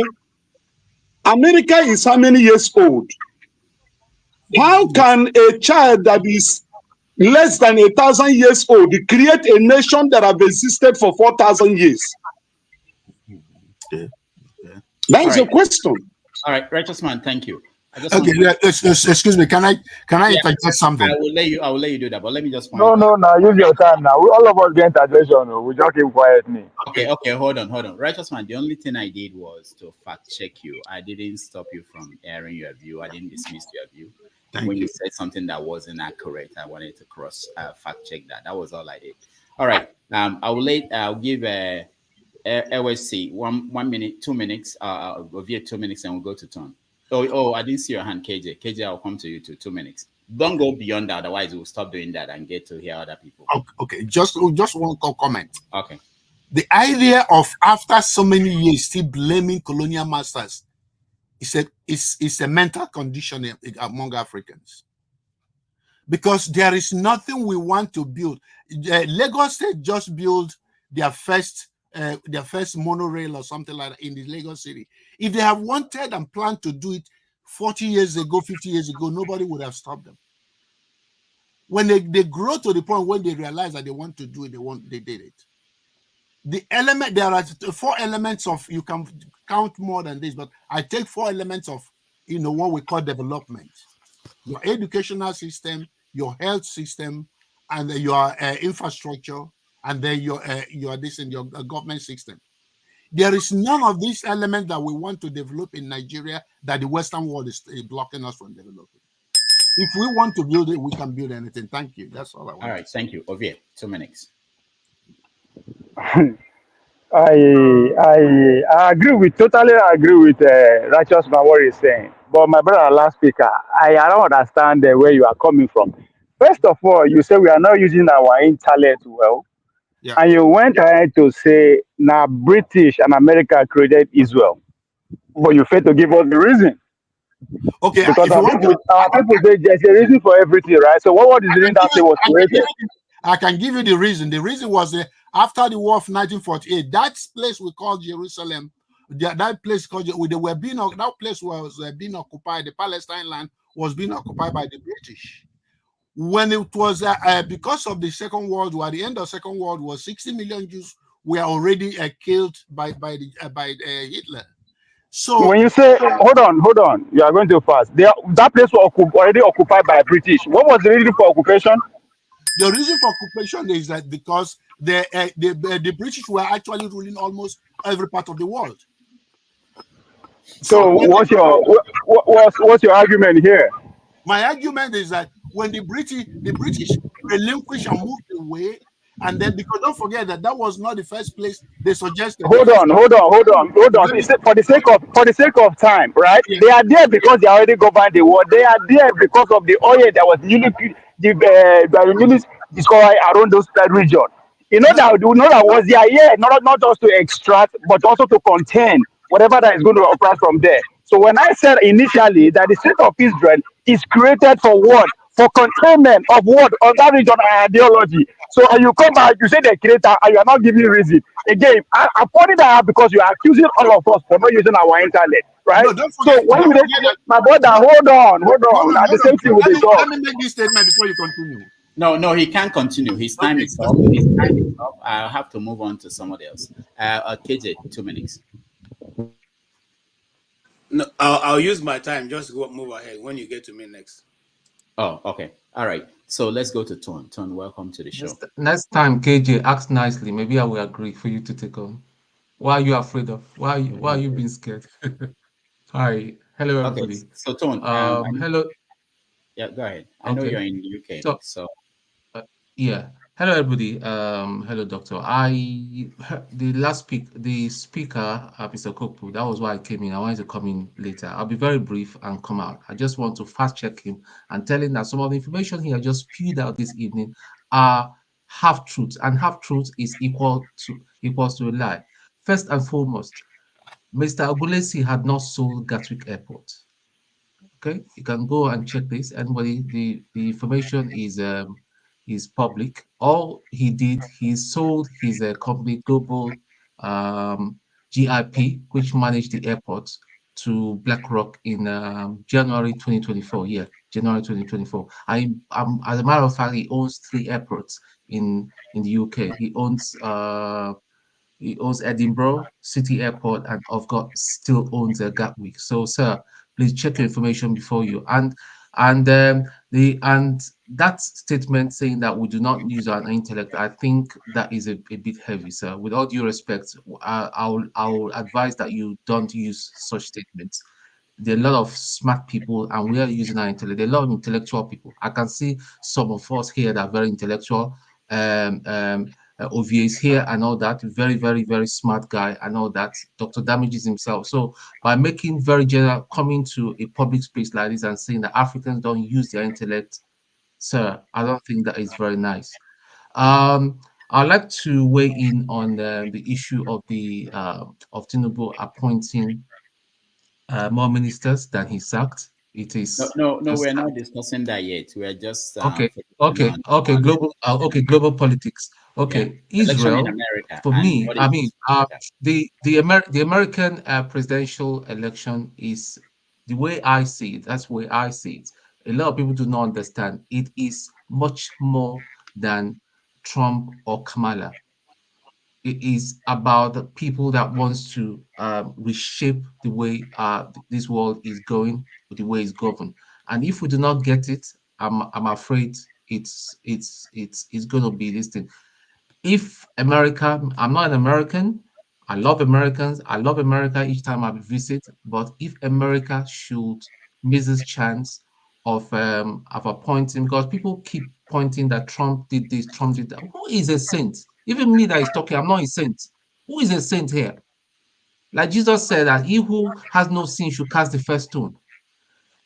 America makes the mistake to appoint that witch into the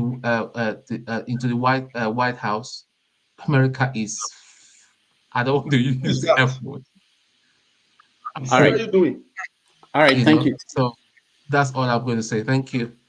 I'll be back. Take me backstage. I'll be back later. Okay, let's go to the Joel of Nashville. Welcome to the show.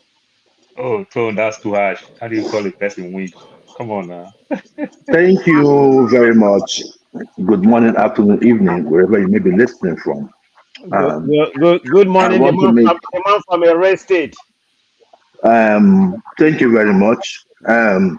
Mr. Prestige, um, for this time being, we are not friends. You can talk to me after November 6th because this election has consequences. And Rudolph, I want to talk to you a little bit. I saw what you and Adiola did last week. I guess you have received your check from Kamala Harris. And nothing wrong with that. Nothing wrong with that. But you see, this election is beyond what we are just saying. I think everybody is pandering towards their sentiments. But for me, I look at the core. What benefits us? If we say, for instance, the Democratic Party and their policies in Africa, what did we get from Obama? What did we get from Biden? I can understand the lottery visa, but let's face it, the lottery visa was a ploy to brain drain Africa and the world. After all, they were bringing in the best head. And I am not mad against that. I'm not mad about it. If that was their plan, I'm not mad about it. But the issue there is that when I start seeing certain things that goes against my core as an African, being pushed by these people is situations where you see kids,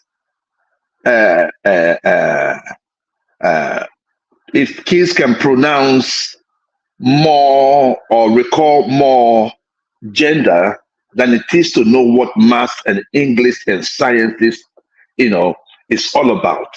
It becomes a problem. I do not care what you do as an adult, but leave the kids alone.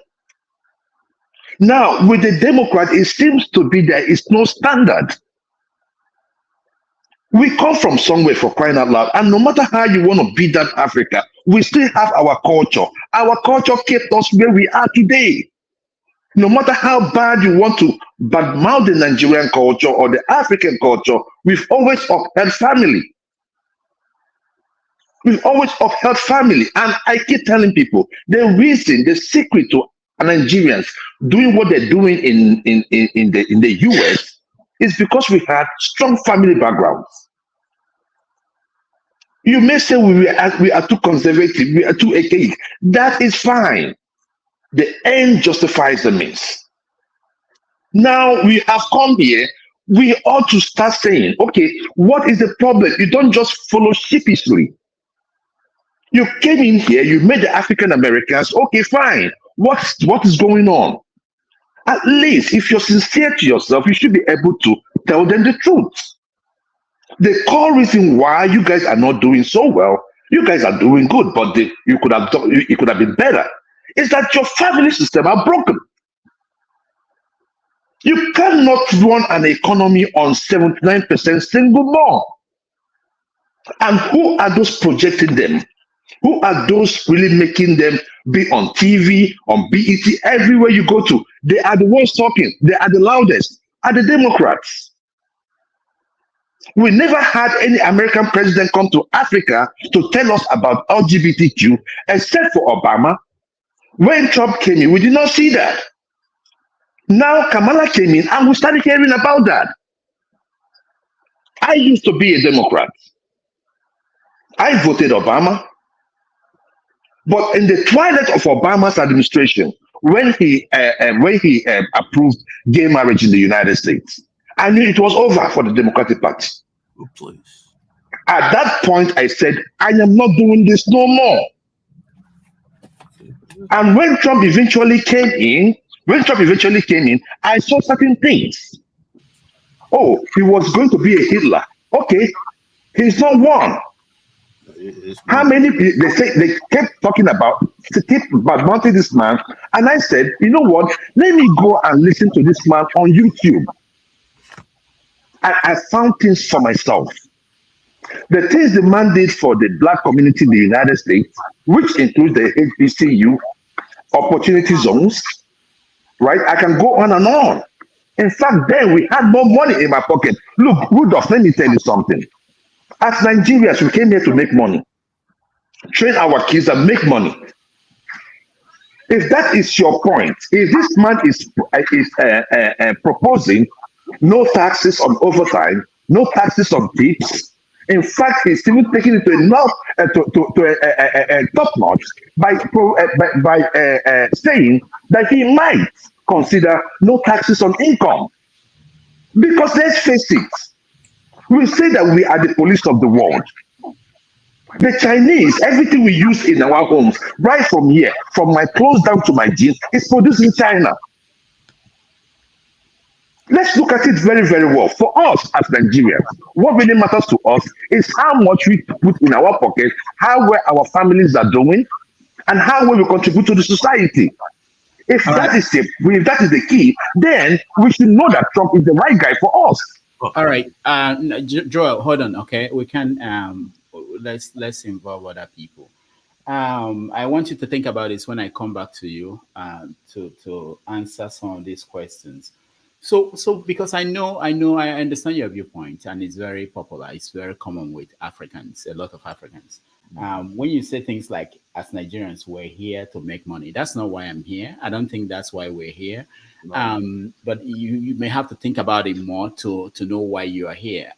It's not just that. And also the idea that we are training our kids. Remember that our kids in the next 100 years will obviously become Americans.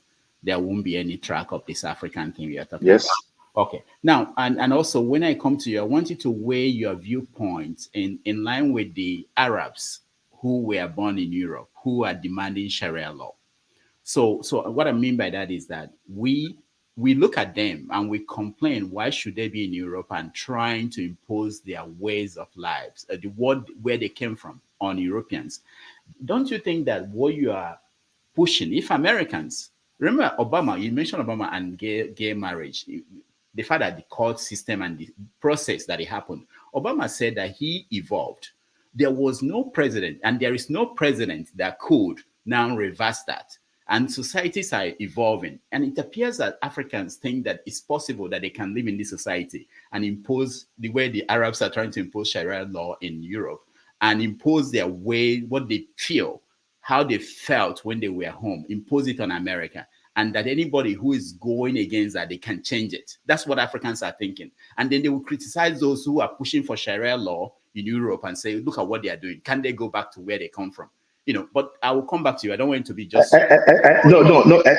Rudolph, don't give me 30 seconds. On this last one you say, just 30 seconds, just 30 seconds. See, Rudolph, I am not saying, look, if you're 18 and above, whatever you want to do, that is your business. But don't push it on my kids. Not when I'm alive. All right. Thank you. We will talk about that. Thank you. Sorry, no. Let me hear from two more people, then we can interject. Paul and Maropresi, hold on. Okay, let me hear from KSO and Bumi, and then I will let you guys into the KSO.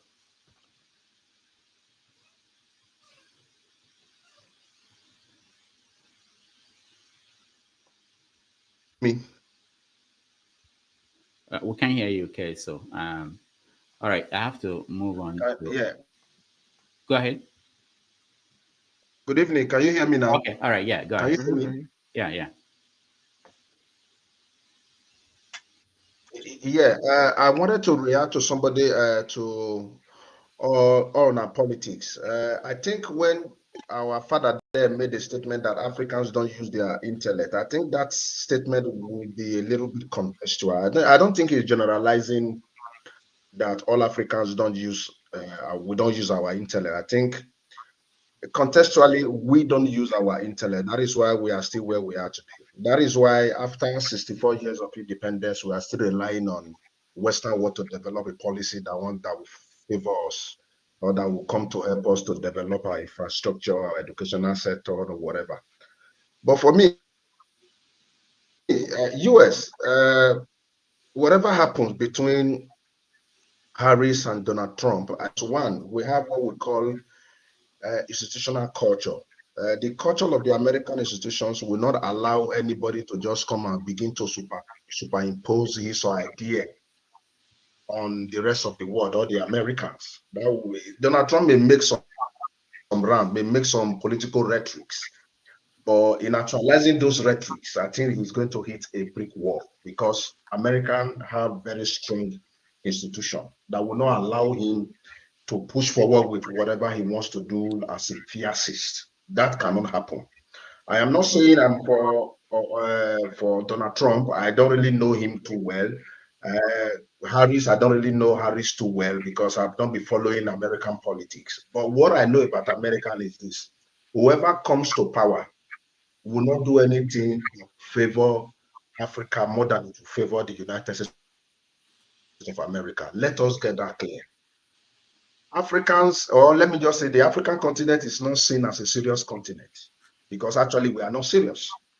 If we were serious, we'll be looking at, let us even do what we call comparative analysis of continents or even nations.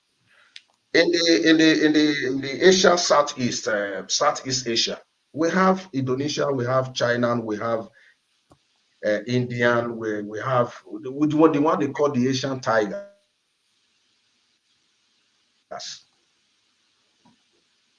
All right, Keith. So we can't hear you anymore. Let's go to Bumi. Bumi, welcome to the show. Thank you, Dr. Damages. Good evening, everyone.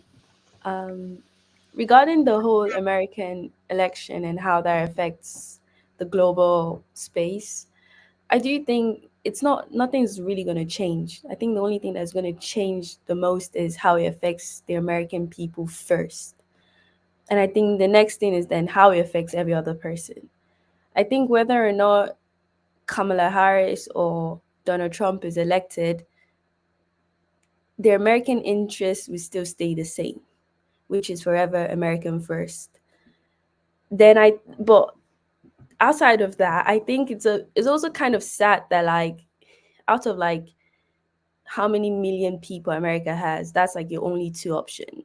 It low-key reflects on, or it kind of dies down to like, when we had our election last year, or is it 2 years ago?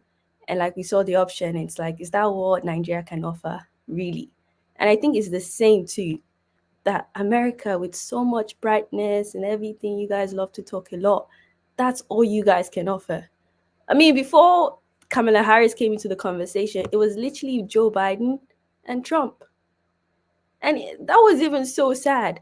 And I'm not an American, but looking at it from outside, I was like, really? This is what you guys talk about, the American dream, Biden and Trump.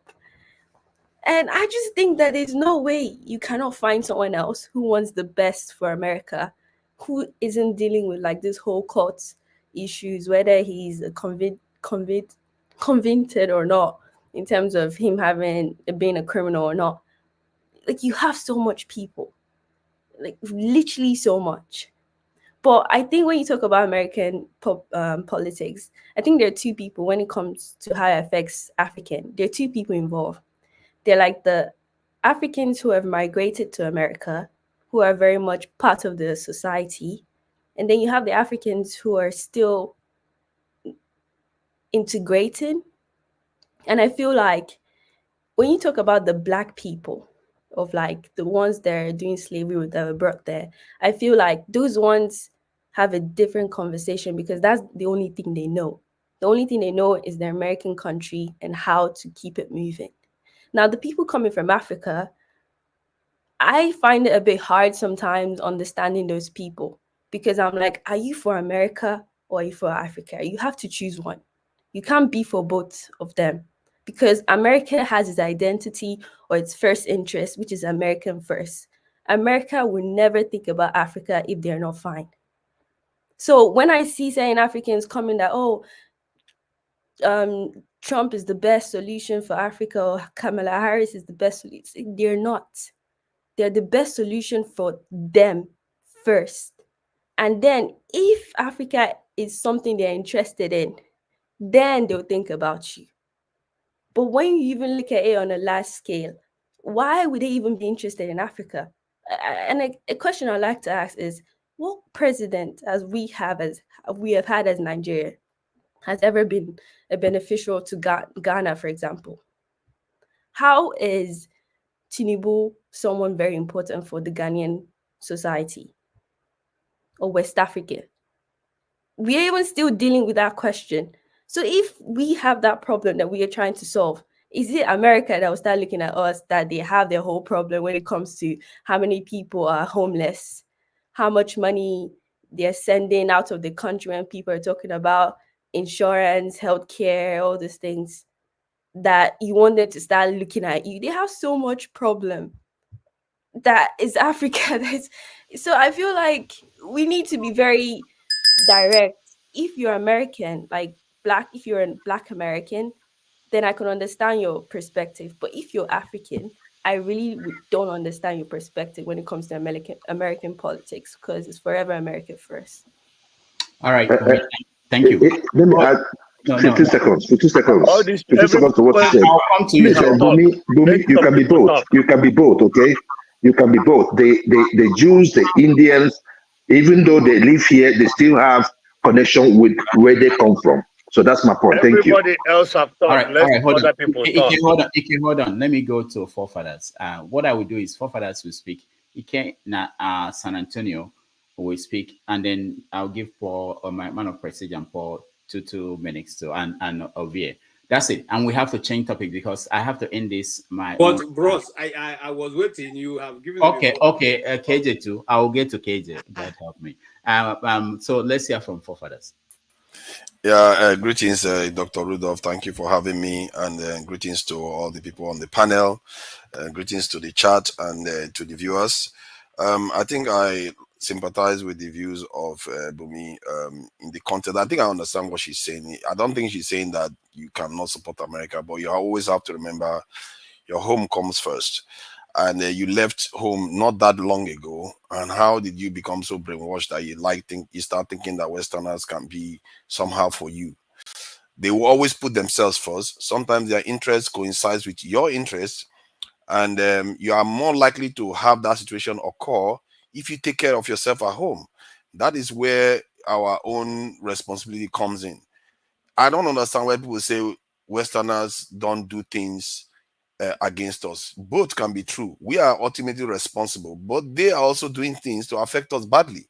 I even heard Kamala Harris say recently that when they always play this video about her not wanting to say she cannot do anything specifically for black people, but she also said that when they pass laws, they know the people the laws are going to hit. They know the outcome of these rules that they put in place. The idea that they gave us AGOA, they gave us all this stuff that they did for us. They know the outcome. The outcome is what we are seeing now.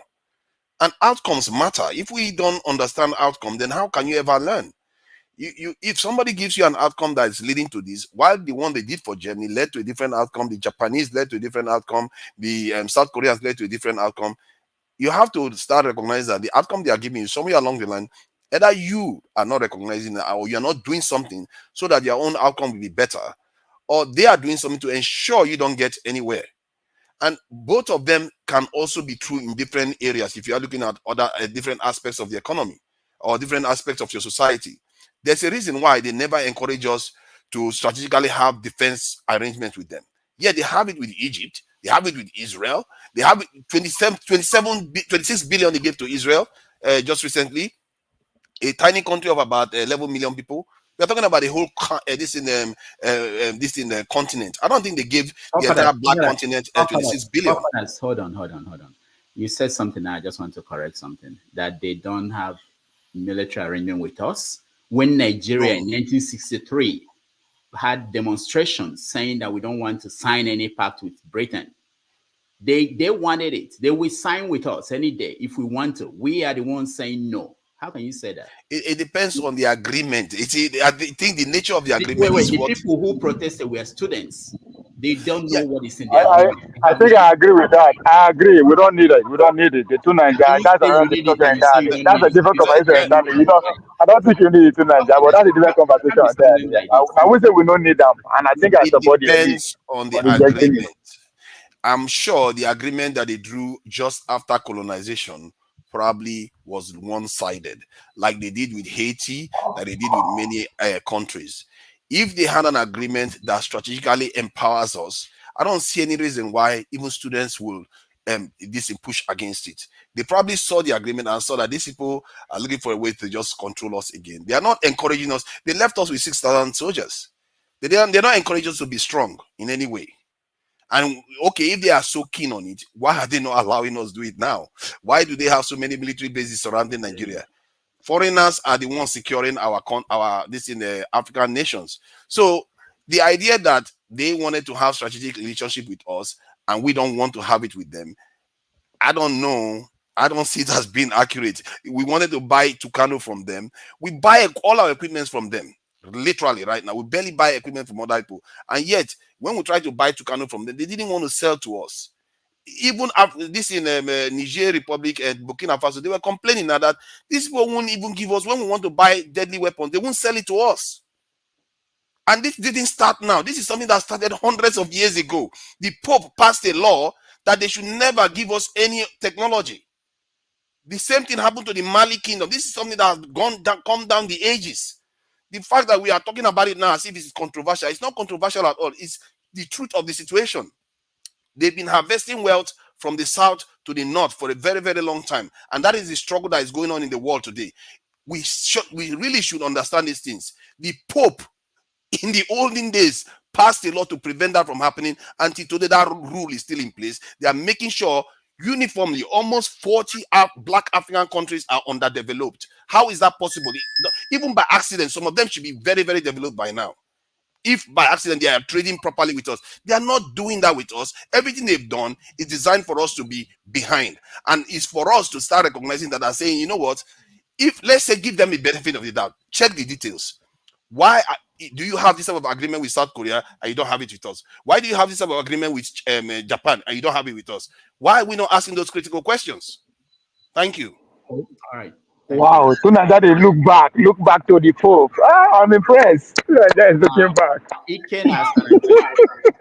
Hold on over here. Iken has San Antonio. We have to rush. We are running out of time. Go ahead. Dr. Jacqueline Damages, thank you for today. So I really don't care about like African politics and all that. I'm talking about American politics because that is where I live. I've lived here and I have witnessed, as of yesterday, 2 days ago, I did my 7th presidential election in America. So I have voted Republican, I have voted Democrat. I'm an independent. But for me, I do analysis. When Trump became president in 2016, for 4 years before my portfolio crashed, for 4 years he was giving me annual return of 4 to 7%. Because people talk about how good the economy is, 4 to 7% on my portfolio. Today, since 2021 till today, I'm getting a portfolio of 11 to 15%. So when you talk about whose economy is better, whose economy is better for me, let me say me, Ebi Loco, whose economy is better for me. Then let's go back from that perspective. Some people keep on telling me how good Trump is. What did Trump did for 4 years? He didn't do anything. And this election, he haven't told me what he's gonna do. He have not told me what he's gonna do. Rather, proxies tell me what Trump's gonna do. The worst 4 years of my life in this country, I thought George Bush era was the worst 8 years. The worst 4 years of presidency in this country was during the Donald Trump presidency. And guess what? That was when racism became real. When I was in college, I see racism. But really, really, really, racism was real to me. And as a healthcare professional, racism was real for me. So when somebody say, when we look at it, what we're going to benefit, then I would tell you, for 4 years of Trump, I didn't benefit anything. I paid more tax. In 4 years, I was IRS randomly look at my income. And guess what? They took 2 times in a row, they took a lot of money from me. So, sir, the guy next to me, you said how good Trump are. I'm sorry, economically, he's not good. He failed as a businessman. Not only that he failed as a businessman, he tried to run America as a business, and he failed. So I voted, and I'm proud to say, even though I don't know if America is ready for a woman to rule them, I'm proud to say that I vote for Kamala Harris, and I will vote for her again, over and over Trump. So right. that is my take on this. Thank you. Thank you so much. Okay. So this is what we're going to do. I'm going to proceed 2 minutes, Paul 2 minutes, KJ 2 minutes, and then we end with Joel or Ovie again. All right, Joel 2 minutes and Ovie 2. You guys are killing me. All right, go ahead, man of Presi. 2 minutes. After 2 minutes, I just sorry. My own 30 seconds. No go this 1 minute. I promise you. Okay. I would say let's move. It's not going to end. Let's move on. No, it's going to end. Let me just make sure that they think they are going to say something that will change anything, the history of America. Let's hear. Man of Presi. Man of Presi, go ahead. We can't hear you. What are you doing? You can't even figure it out anymore. Man of Presi, you're muted. You're scared of let's Joel of Nigeria. Paul, go ahead. Man of Prestige is lost. Go ahead, Paul. Joel of Nigeria, scared. Oh, it's my turn. Hold on. If you want me to go, I will go. I'm ready. I don't know. But it's okay. That was yesterday. Let me get my 2 minutes. So what I was about to say, what Bumi said here is 100% correct. And forefather, somehow half of what he said, in my own opinion, is incorrect, but half of it is correct, in terms of American policy. So I don't have to say what again. I'm going to come to American foreign policy. It's all about America. But I have something to say to all these Trump bandwagon people here, like my brother here, Joel, which is a MAGA, there's no doubt about it. He's a MAGA. So having said that, people here have been deceived, you can't properly said it in terms of economy. I mean, people, Trump increased people tax. If you're making less than $500,000 or whatever, 200 or 300, people tax went up during his time. The only people that benefited, me as a business person, I benefited a little bit. But look at how stock market is right now. I believe in my own personally, income wise and other case, I'm in a better shape right now than I was under Trump. That's what people don't realize. And look at what Trump is proposing right now. Trump doesn't have any economical view. All he's playing is cultural warfare. Now look at Kamala Harris' economic, is very, very wide. But all Trump wants to play is about illegal immigrant, all that kind of things, and fabrication. That's what he did. He doesn't even know how to. I mean, I lie a lot. Very simple thing, you lie. Like he claimed 2 days ago, his last daughter graduated from law school with first class. People have to vent him. No, let it didn't graduate with the first class. He was like a 3rd or 4th class. So very simple thing. The man just lie. I don't know why you want to put up with such, autocracy. That's what he's gonna do. And now he wants to remove income tax. How is that going to be possible? And the money from the tariff is going to benefit this country. So, but if you decided to vote for him, power to you. You're going to get what you deserve. That's what I'm still gonna be good. Okay, because I don't depend on the economy only. Thank you. Thank you, man of Prestige. Paul, 2 minutes. Doctor, I just want to say, I like Democrats. They know how to use the media, and they just look into your face, then they lie and lie and lie. See, we all know in this country how don't clamp your hand. Democrats lie, but Republican lie. They lie like they're lying. They lie with fact, even when the fact is not there. So I'll tell you, we know how Bush crumbled the economy. But in 2009, Obama met the economy with the Great Recession in 2008. So let me use 2009 officially with Obama. Unemployment rate was 9.6.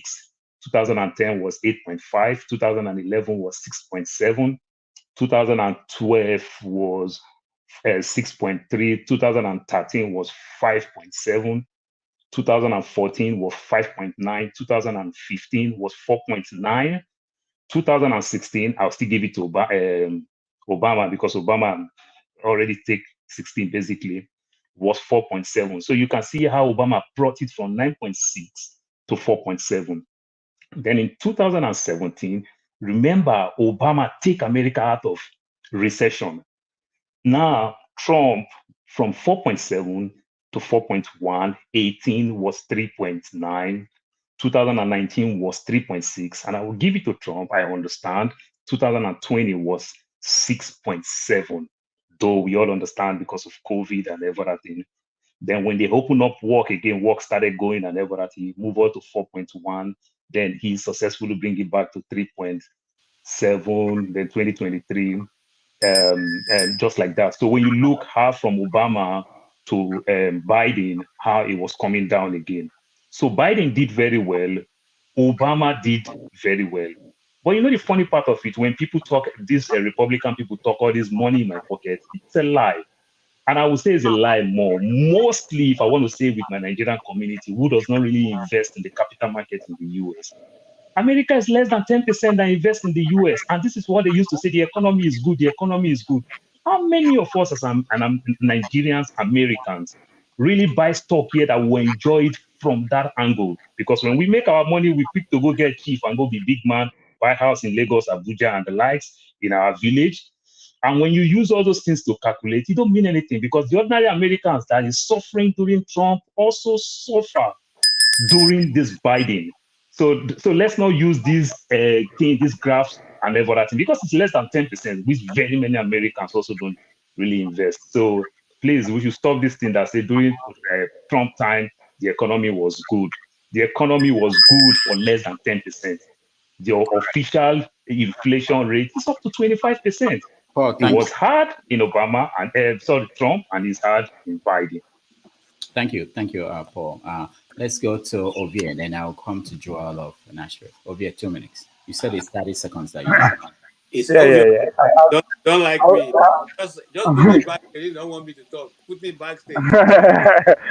Hausa people say, "Fuskan talaka beze ikomi ba." That means no matter how poor man make his face rich, he will not move a needle.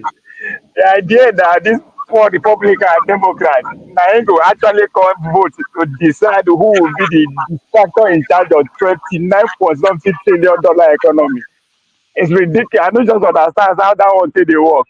But anyway, to come back to see that guy we call the one defend the what that guy talk about the Africans are not using their intellect. Just because you had the war context to it doesn't mean you are not repeating what the guy is saying. I answer him from a context. Now you know understand. Maybe you don't know the word, you know the meaning of context. I draw his attention back to what he said about the creation of Israel that is by British and America. My brother, that is context. So that is where he make that comment from. And I draw him back to the second. Then, if you say now then creator, what is the reason? Still on the context. So just because you come hard context to the idea that Africans are not using their internet doesn't mean you are different from what he's saying. So that's now what I want to talk with that. All right, thank you. KJ, before Joel. Okay, I don't think I want to, because like you said, nothing I said now is going to change America. So let's just go ahead to the next topic. Yes. Right. Second, let's go ahead. This is this matter. Let's go ahead. Okay. Thank you very much. Thank you very much. A lot of things were said. I forgot my guy with glasses. He said that the inflation taxes and inflation was higher, if I heard it very well, under Trump. I would like to say I don't know which country you stay in. Under Biden, I think we are seeing some grocery prices at about even 50%, 60%, even in some places 100% increase. I don't know where you shop. I also do payroll, and I know what the taxes were on that. In fact, there was a time There was a time they paid me an amount, and I was asking my employee then, I remember, are you sure that this is my money? Are you sure you took out everything? Look, there is no question about it. Both parties can lie. I get it. Everybody have an interest to protect. Just like me, I do not believe that there should be the machine guns, on the streets. I don't believe in guns. I believe that a society without gun is safer than a society. A society without guns is safer than a society with guns. So I get it, but we cannot say when we look at the pure facts that taxes and inflation were better under Biden than Trump. That is pure lies. I mean, I can even go down to the nitty-gritty in terms of gas prices. And we knew what happened, and we knew the politics that was played, the executive actions that Biden took immediately he got into power in order to boost the fictitious electric or what alternative energy. So I'm going out. I don't want to waste my time with that. But the damages you were talking about, when I said we came here to make money, truly we came here to make money. If it's not money, what did you come here to do? Did you come here to write? Did you come here to write a book? You can write a book in Nigeria. No. Let's be. Sometimes we like to form. Yeah, probably one of those. Please now, hold on now. We are one of those people that will see people on the street and say, "We are kings. We are kings." I've started telling them, "We are not kings." Yeah, look at me. If I'm a king, I won't be here. If my father was Oba of Lagos, you won't see me here. So you see all of us here with our big heads. None of them are kings. Speak for yourself. I'm a king. I am a king. Apart from that, we're talking about family, right? Some people come here and say, "Okay, I want to raise my family in a better environment," which is really good. But I have always shared that same thought with somebody that forget it. No matter how you want to look at it, any kid that we have here is going to the Americans, then going back to Nigeria. The only link that we have between here and Nigeria is us. We that came here. Our kids are going to America. They're African Americans. So whenever I talk, I speak for them. Because I have seen incidents where my daughter came back and was telling me about different genders. You speak for Africans. And you say? You don't speak for your kids. You speak for yourself because I'm speaking for them because I know what works. I knew what worked for many of us in Nigeria. I knew the reason why immediately we came here, we were able to just assimilate ourselves into the system, came here, get ourselves focused, did what we had to do, and today we are celebrated. You cannot distort a winning formula for a formula that is not working. Because when you look at the schools here and you look at the graduation rate and you look at the same thing that happens in the Nigerian universities, when you see graduates that cannot speak English, that are not doing really good. We also have it here and we have it more. High school students that cannot do maths, English, that cannot even read. We have those problems here. And what is the problem? Like in the state like Tennessee, they will say, no child left behind. What is not child left behind? If the child is not doing good, the child should be left behind. It serves as a deterrent for that child to do good and move forward. That is the way we were trained. So we have to look at this in the whole context and don't get swallowed by the American system. Thank you very much. And please, lastly, my Oga that came to say that he made 4%. Look, we are not talking about the stocks here, right? Probably you should go and listen to Kamala when she said part of her policy about taxing capital gains. Most of us are not even reading Man of Prestige. I know you will know all these ones. But basic economics 101. If they inject 6.7 trillion into the economy, what do you think will happen? They will give it out. Pandemic. They will give it out. You understand? Look, Obama injected 4 trillion into the economy for 8 years. And Trump injected 6 trillion into the economy for 4 years. And Obama put 4. You Trump forget put 6 for 4 years. No, please. I want him to enlighten me on that. The 6 trillion into because of the pandemic, that is what caused the inflation. And America is the first country that bounced back all over the world. It's affecting Nigeria, Canada, the UK, the Germans of this world. Correct. Why are you lying with that? This no, 6 trillion that they put I am because not lying of about pandemic, that, but the policies, that is what triggered inflation. Don't be lying. Look. See. We all knew what happened with the supply chain during COVID. We all understood that. But we are not going to also neglect the fact that the not government supply has been chain. hold on 6.7 trillion that was passed into the economy because of the pandemic. Hold on. The thing that is this: even after the pandemic, there was government wastefulness in terms of spending. Do not take away that from what the Biden administration did. This money was just being given. Look, let me tell you, I had a friend that just stopped getting paid, staying at home just last 2 weeks. Let me just tell you how wasteful this government is. All right. So I am not talking about things that did not exist. I'm talking about, it's not about how much that was brought in, but how much that was being expended on frivolities by this government. And that is what kept us where we are today in terms of inflation. Thank you. Like what? Like what? No, Paul, please. Let's not go. Paul, you got it. You get the point. All right. Let me give Okapo just 1 minute to respond because he was mentioned. Yes. 2 things. Rudolph said we did not come here to make money, and somebody was challenging him. I'm going to defend Rudolph on that one. If you know where Nobi is, how far Nobi is from Nnewi, how far Nobi is from Onitsha, the Rudolph has to be on drugs to leave Onitsha to come America and then go to school as a way of making money. If he tells you the number of people from his village who do not know up to today how to write their name, who can show you $5 million US cash, you will not believe it. The same thing with me. I'm from Obunike. Obunike is less than 6 miles away from Onitsha.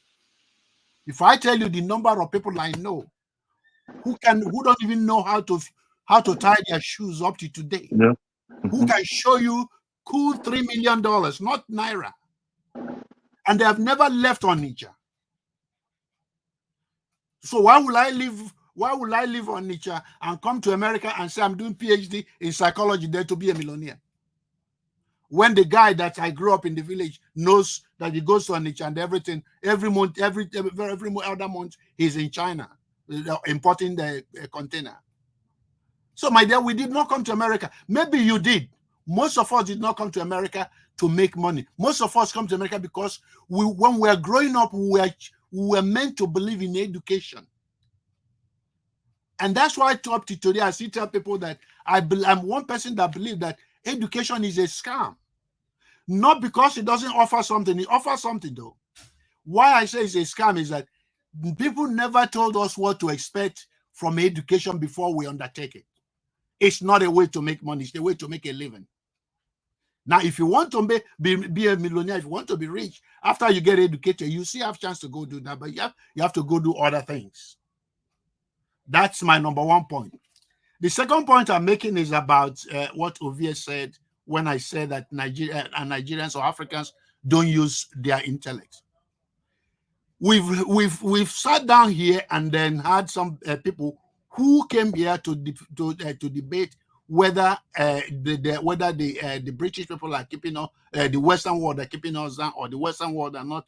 What is our strategy to fight back? Or do we think that if we rant about them, or if we actually blame them, the more we blame them, then one way or the other result going to emerge? That's not what the African Americans did after 100 years of being oppressed. They went out and they acted and they resolved it and they acted. Now, even if you're right, I don't believe that you're right, but let's assume that you're right, that the Western world is holding us back. What is our strategy to fight back? We're not going to get result from blaming them, pointing fingers.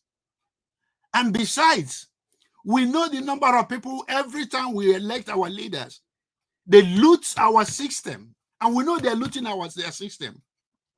Will we be developing our country as in parallel with our leaders looting the system at the same time? Will it work? Come on, let's be honest to ourselves. There's no amount of blame. I'll blame Rudolph why I didn't pay my rent for my rent to be paid. I'm not going to blame anybody why my village is not working and then my village are mad because I'm going to say, oh, it's the governor. No, the people there should play a role in their own life. And that's what I mean when I said that we are not using our God-given creativity. Because why do everything have to be blamed though? Why do everything have to be blamed? Who's blaming who? Who blame anybody here? Why do everything have to be blamed? I never blame anybody. Now you they blame people. Yeah, hold on. Let me finish what I'm saying. Okay. So I wrote certain things down here, right? In 1895, the number of railroads that crisscross America is more higher than what the number of railroads that is in America today. And they were all built by individuals. The railroad system that developed in America up to today were owned by individuals, not the government. The Standard Oil Corporation that was developed in America was developed by individuals, not the government. The iron and steel that was developed in the United States was developed by individuals, not the government. Guys, the information is there for us to see. Now, for the person who was talking about how much Obama gave to HBC when he came, not Obama, Trump. Trump signed a bill that the Congress passed, which was $250 million for the entire HBCU in the United States. Since that time up to date, the Biden administration has increased that from $250 million. Now the HBCU has $16.8 billion from Biden administration. You can check this out. You can cross check. Check me out. You're 100% right about that one. All right. You're right on that one. I'm not disputing that. But the thing is that we're looking at instincts, right? Things that made people to make certain decisions. Before that 250 million you were talking about, he made it unlimited. Before then, they used to come every year, and he made it permanent. Now, hold on, there is room for improvement. If a new government came in and increased it, there is no problem. But that does not negate the fact that the intent of the person that increased it in the first place was bad. That's the point. It wasn't his bill. It was the Congress that he said he just signed it into law. Don't forget that he never supported the bill in the first place. Go and read it. Hold on, guys, and that's enough. We have a lot of things to talk about. I was going to talk about two topics before I leave. I have less than 28 minutes left to round up, so I'll hand it over to forefathers. So, but we are going to take a break. When we come back, we are going to talk about this incident. It's a bigger story, but I want to break it down into three. The first thing is the situation with Nnamdi Kanu and the way that the judges, the government essentially is refusing to allow his lawyers to see him.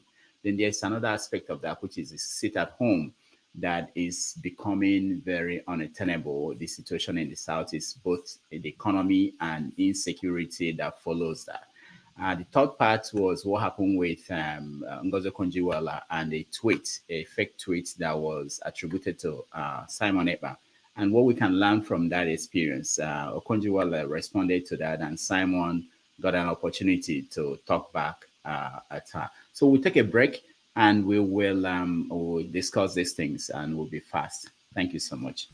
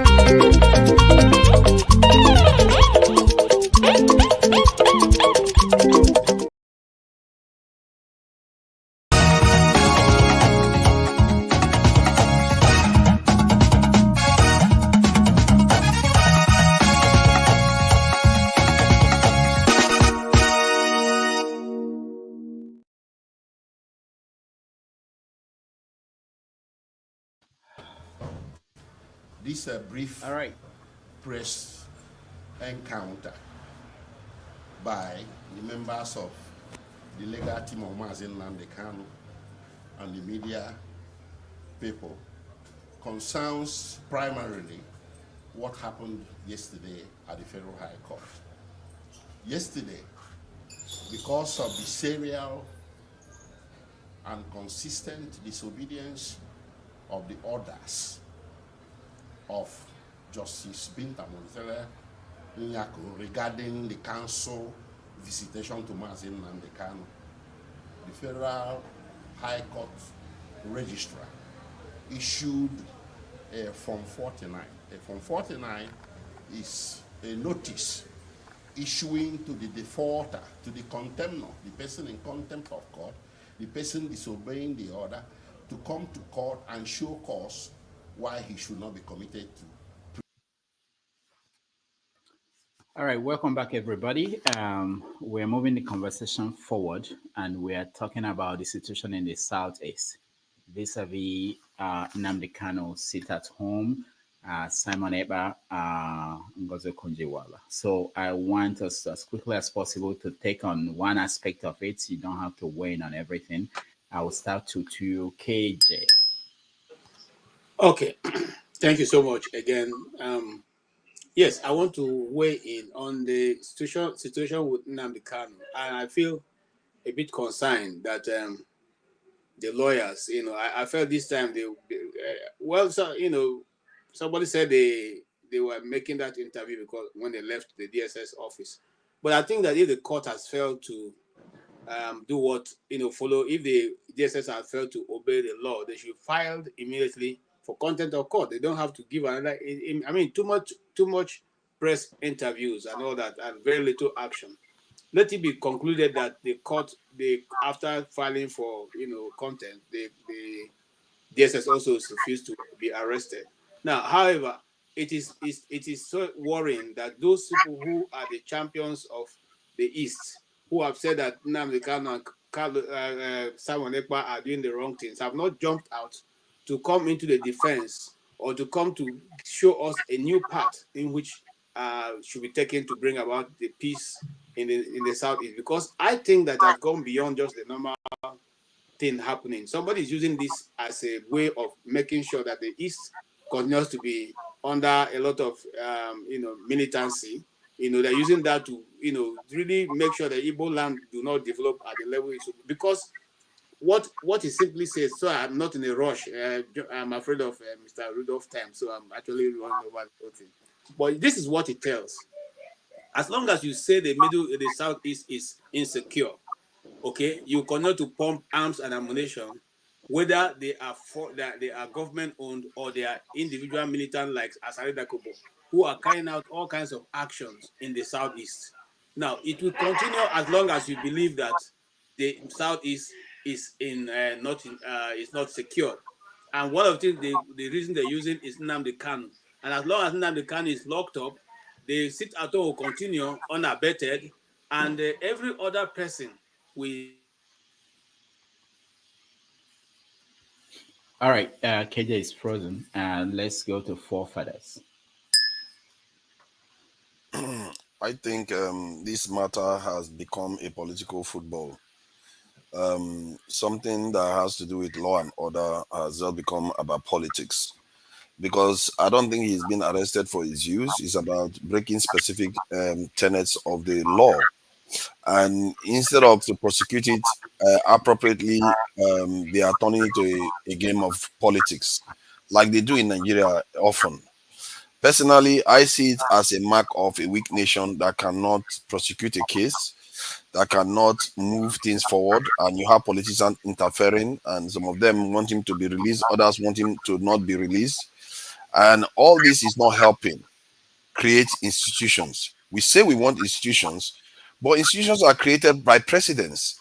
It's created from having people used to set examples. If you want institutions to be functional, you have to allow them be functional. The government should not play politics with somebody's life like that. If he's committed a crime, prosecute him, provide evidence, And if he's guilty, have him convicted and he serves his time. If he's, if you don't want to prosecute him, let him go. And that is if he's innocent. But this game that they are playing is all about politics instead of building institutions and building a nation. Personally, I'm not interested in all the shenanigan that is going on. This one said this one, that one said that one. That's all the stuff you keep hearing. And nobody is looking out for the actual entity of the nation itself, whether this nation is healthy. You have a situation whereby the Niger Delta people, they did something wrong. Oh, they have to find a way to settle it because they are angry. Let's settle them. Before you know it, you settle Nnamdi Kanu, you settle Boko Haram. What kind of nation is that? That's not how you run a nation. And you say you don't have institutions. Institutions are created based on precedents. Because if they can prosecute somebody that is regarded as great before, what will happen to the smaller person? That is how you create precedents. If Bobrisky can be prosecuted for messing with the Naira, what would happen to the man sitting in beer parlor if they arrest him tomorrow? He's going to think that I don't have a chance. If they can throw someone like Bobrisky in prison, I don't have a chance. That is how you set precedents. But our nation, we don't seem to understand that. But like I said, they are playing politics with this, and the whole thing has gotten messy. Thank you. All right, thank you for this. KJ, finish up. Sorry, my network failed me. Okay, so like I was saying, the Southeast have become a cash cow. Both those who are in uniform are milking from the system, and those who are non-state actors are also milking from the system. And who is giving this impetus is derived from the man who is held. His life is going 5 years counting. We are going to the 5th year now of being locked up, and yet no date has been set for that case to be heard. Yet nobody has taken any proper step to say, look, this case should be handled and let this person go or be put in prison. Now, I thought that the leaders of the East, who ordinarily would have prized themselves as those who are doing it the right way, like Mr. Benjamin Kalu, who is the number 6 and has vowed that Abia State to go to the way of APC in the 2027 election, instead of being the one to champion Islamization, gender inclusion in the constitution, should have been the one to bring this to the floor of the House of Reps and debate it. But no, they won't do that. They would rather pander to those of their masters, to the point that it is becoming so embarrassing.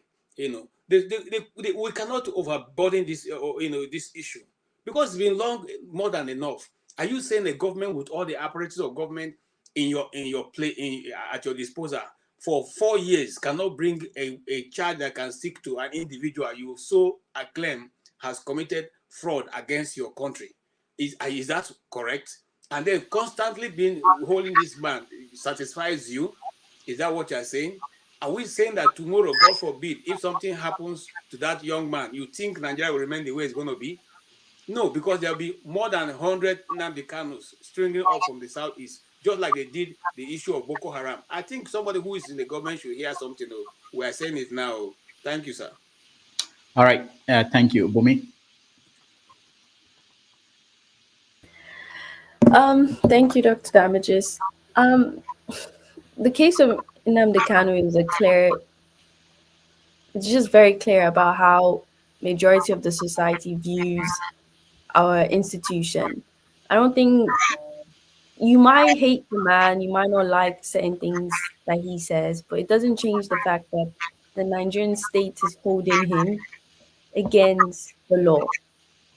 That's all it is. And I feel like if we are people who really say that if this is something that we abide with it, because I do hear some people talk about, I think a good example is the fact of talking about LGBTQ, saying that that's against who we are. So my question is, are we also people that are fine with the country or the state actually holding people illegally?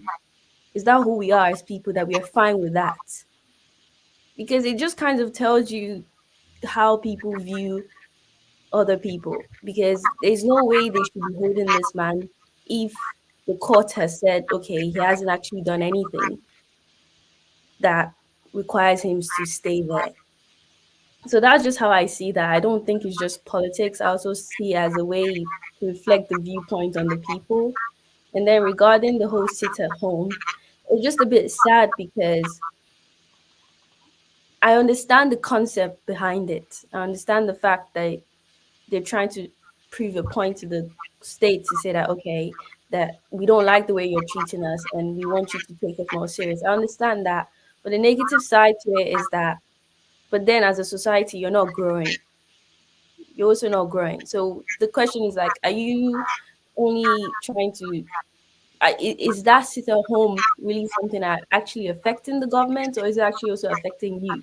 Like, what's the whole point of it? Because you're trying to show the government that they should take you serious, but at the same time, you're also hurting yourself because things are hard for everyone. So yeah.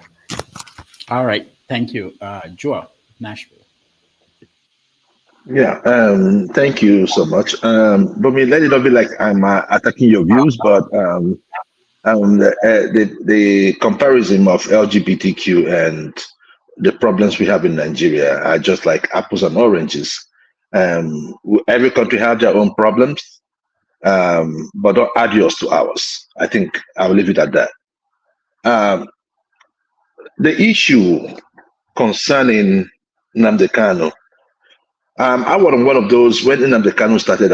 I really supported him. I was like, yeah. At the time he deviated, but after all of that happened, we are looking at what the court system is doing in Nigeria. How people are able to manipulate the judicial system to fit their own narrative or fit their own sentiment. That is where we are today. Now in Nigeria, it is known. It's a known fact. It's the silent part many people don't want to talk about. If Nnamdi Kanu was of any other tribe, this would not have been an issue.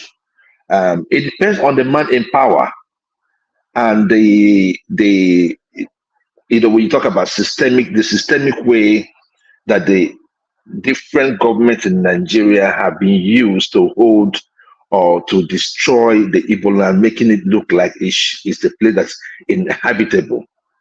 The state at home is an unfortunate situation. It's one of those situations where you look at and you'll be like, it's something that couldn't have happened in the first place.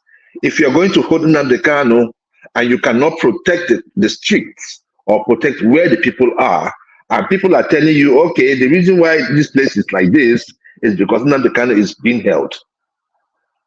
If you're going to convict him, convict him. Put a closure to that case. I mean, I don't see anything that man has done that we've not seen any of these people, including Igbo, but leaving him there, really makes some people think that, we are not part of the system. And if you want to build a country of inclusiveness, you have to build it on justice and equity. And justice and equity have not been seen to be applied in the case of Nnamdi Kanu. And it is sad. It is sad on all fronts. Now, when you look at the people doing this, they sit at home, it is another abomination. You are killing your people in order to prove a point. So if, for instance, this is not the kind of, because it puts some questions. Are we there? I think we... No, we're here. We're here. We can hear we're you. Here.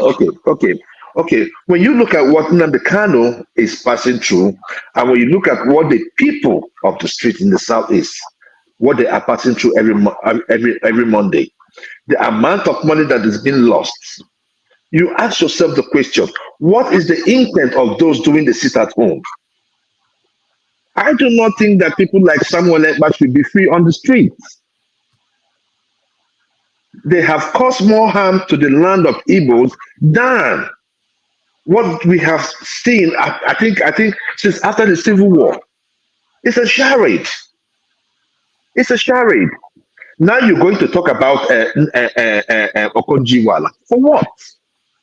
When I saw that story, I was like, yeah, he has started his propaganda as usual. Such a man cannot be taken seriously because he is part of the problem we are having in the southeast. But I don't know. I don't know where we go from here. If Nnamdi Kanu is going to get convicted, they should convict him. I'm not going to plead, for something that I know that is his right. They should allow him to go if they cannot state any or hold anything against him. But leaving him there in perpetuity with nothing to show for it, I think is injustice taken too far. Thank you very much. All right, Joel, thank you so much. Before we go down, let me hear from Show, and then we go down to those. We have like 16 minutes for me to end my segment.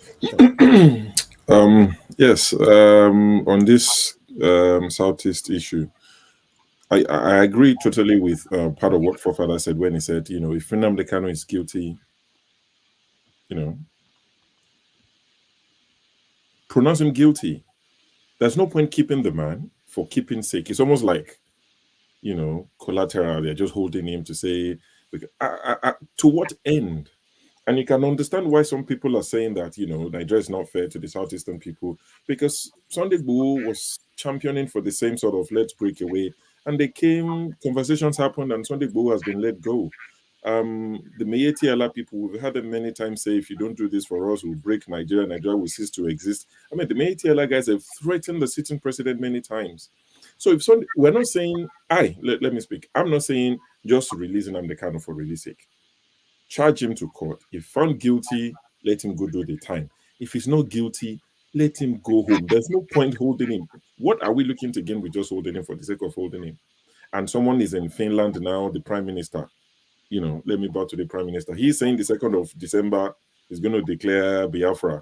He's now released a video saying that Vietnam, they did this. It might take 20 years for the actualization because December 2nd is upon us, and he's thinking people will start asking what's going on.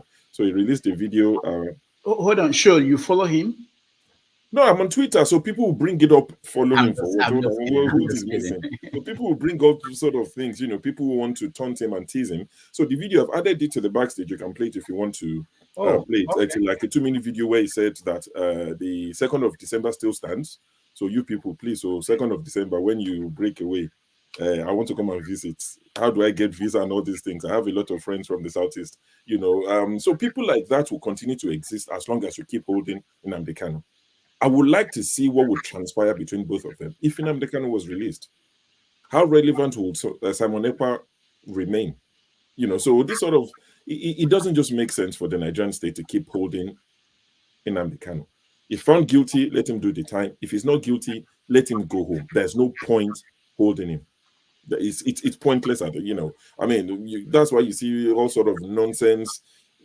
I mean, look at the tweets. He said he didn't tweet it. Some people are saying he tweeted it. That exactly, yes, he said he didn't tweet it, and I'm not saying he did, but the woman had to come out and defend herself. And he replied, Okonjo-Iweala, saying that every time they've been unaliving her people in the East, she's kept quiet. But now that something came up, a tweet that was associated to him, that she came out to defend herself. Why hasn't she come out all this while to defend her people? And he said, ended it in a respectful manner. But I understand why she came out. She had to defend herself to say, I'm not part of it. But sure, this is my concern. That's why I brought up that tweet and that angle. I want us, because to me, it's a learning moment. Why will someone like Ngozi Okonjo-Iweala respond to a tweet that, immediately I saw that tweet, I went to Simon Ekpa's timeline, and I didn't see it. So first, I knew it wasn't him that sent out that tweet. In that situation, because this should not be the one responding, one of the press secretaries, could be the one that will respond. In that way, you reduce the attention you bring into the tweets, and you reduce, but you also clear your name. I understand why that might be necessary. But by her responding, you can see the balance of power and how he now came back to say, oh, you are responding to this because your name is mentioned. Why have you not said anything about what is happening to your people? I'm just saying, media advice on how to handle crisis like that. I know why she answer. Can I say something? Can I say something? Just a bit, just 1 minute. Yes, KJ. Now, when I saw it also, I went to Simon Ekpa, and I didn't see it. And I felt that, in fact, let me be very straight here. I felt the same thing that Simon Ekpa felt. Because you are one of the people that the whole of Igbo land respects. You've never put a word for the struggle in the East. Why are you so much in a hurry to respond to a mere tweet? You didn't even, just like you said, send your media people to check to be certain that this is what this man has said. I didn't feel nice at all, to be frank to you. I didn't feel nice because I think she should be In more their than defense, that. they might think that he deleted it. I mean, it's possible to delete tweets. I'm not saying he deleted it, but I'm saying it's a possibility that, you know, her team might have thought, oh, maybe he's deleted it after the backlash, and they just felt they need to clear a name. I mean, I guess you guys have the moral ground to speak on it more than I do, but I just feel like she feels this is a big deal, it's a big issue. You know, don't stain my white, whatever color she's wearing, and she just wants to disassociate herself completely from Simon Ekpa. I think that's what she was trying to do. But all right, I'm seeing some comments saying that he tweeted it and deleted it. I don't know how true that is, but all right, let's go further and hear from James and move on. James, go ahead. Yeah, thank you. I think I will not be able to comment on this issue because it's getting so, should I say, terribly complex for reasons I cannot understand. I was listening to KJ today on a program, I think on the Voice of the People or so. He made a point. When this man was extradited from Kenya to Nigeria, the Justice Minister made a broadcast to the nation in Hausa language. In a country where the language of the official language is English, the man made a broadcast in Hausa language. This thing has got a tribal undertone, which people are not even addressing. I remember he made some very strong statements against the Hausa Fulani hegemony and things like that before he ran into problems. Frankly speaking, I cannot comment on this issue because for a number of reasons. It's long ago I left home and I've not been in touch with the development at home as such. So I'm sorry, I will not be able to comment on this issue. But however, the Igbos, they should try to see things from each other's point of view. From the look of things, there is a political divide among them. They need to come together to find a common ground to resolve their internal problems. Look at Sunday Igboho. While he was in the Republic of Benin, I do not know of any prominent Yoruba man who criticized him, publicly at least. Recently, they even went to the UK demanding the breakup of Nigeria. And up to now, I've not seen any prominent Yoruba man, I mean the leaders of thought, criticizing this boy, let alone, I mean, frankly speaking, I'm sorry, I cannot comment much on this issue. Let me leave it at that, if you don't mind, Mr. Rudolph. All right. Thank you, Mr. James.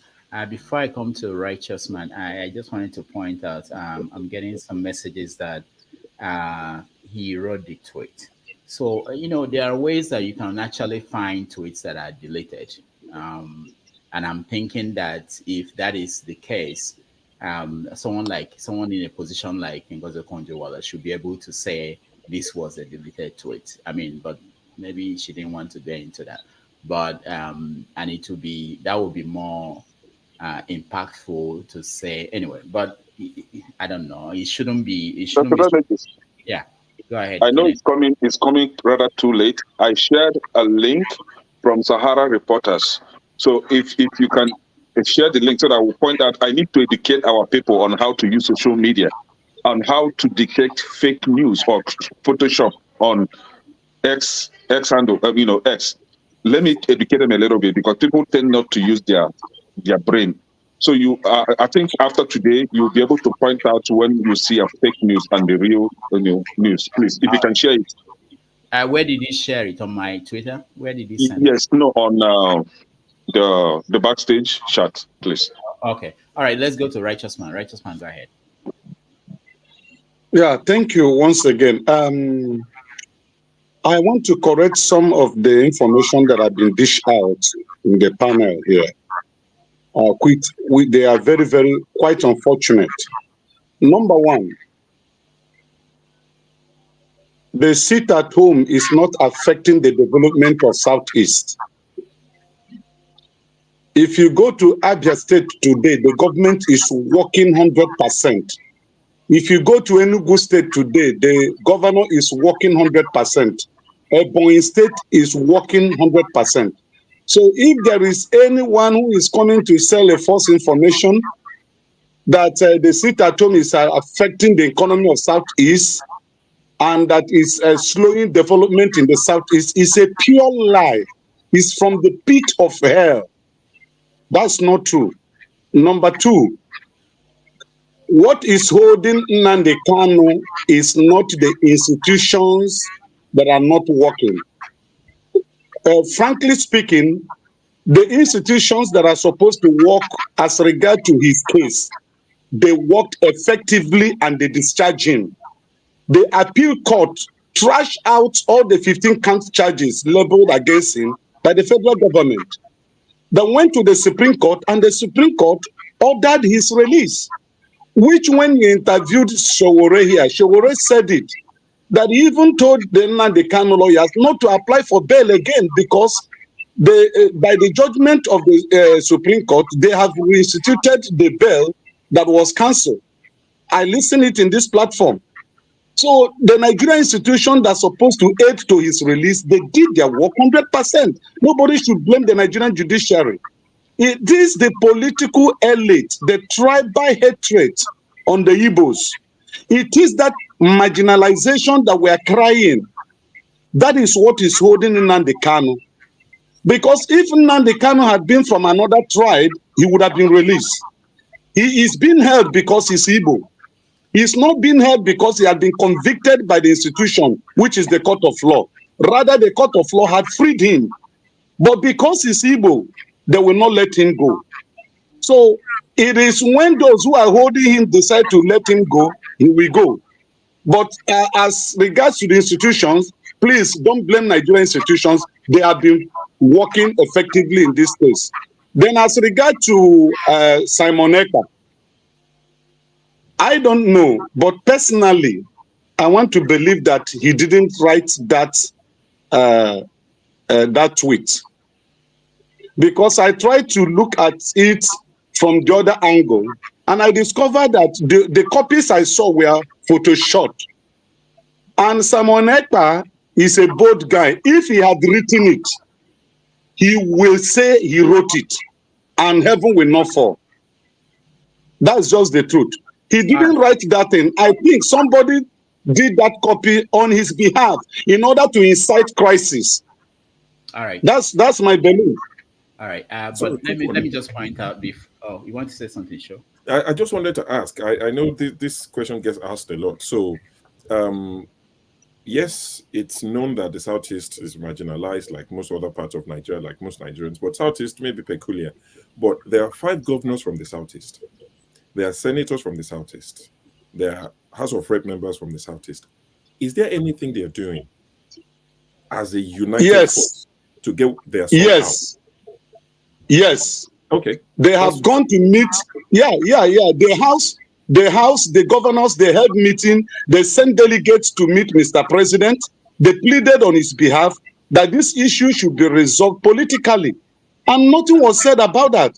It's just because it's Igbo. That's just the case. And let's be bold to say it.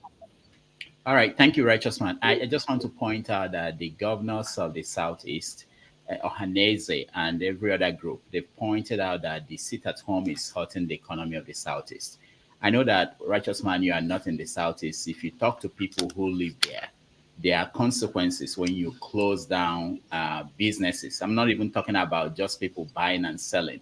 I'm talking about banks. I'm talking about all institutions closed down for a whole day. Hospitals, doctors who should make money from people coming there who are sick, people who are pregnant. There are consequences. Don't say that it doesn't hurt the economy. If Lagos, where you live, is closed for one day of the week, in addition to the days you take off, there will be economic consequences. There's no part of the world where you decide that a Monday should be a free day, closed down, that won't have impact on the economy. So, all right, let's go to Jonaba. Jonaba, you're next.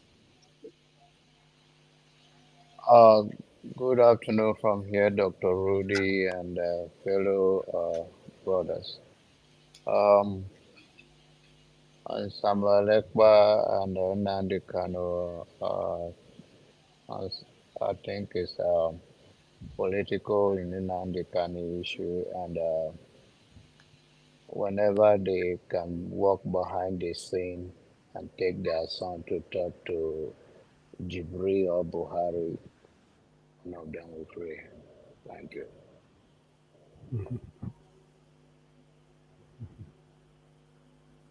But I was just I didn't know you finished. But thank you so much. We are out of time actually. Well, let me hear from Kene. Kene, you are next. Yes, Dr. Damakis, good morning. Good day, everyone. Sorry. So we're talking about the marginalization of Ndibo, which everybody will agree with me today that is purely because Nnamdi Kanu is an Igbo man. That is why he's still in the prison. Just like Licentious Man has stated, Nnamdi Kanu was asked, the appeal court exonerated him from all the charges, while the Supreme Court asked for his release, but he's still kept there. Thank you for sharing this. I want you to go to the first post where they said that Simon Ekpa called out Ngozi Okonjo-Iweala for helping them in securing a loan. That very contentious post. Just go down, just go up more. Go up. No. I mean, scroll up. Okay. Yeah. Go ahead.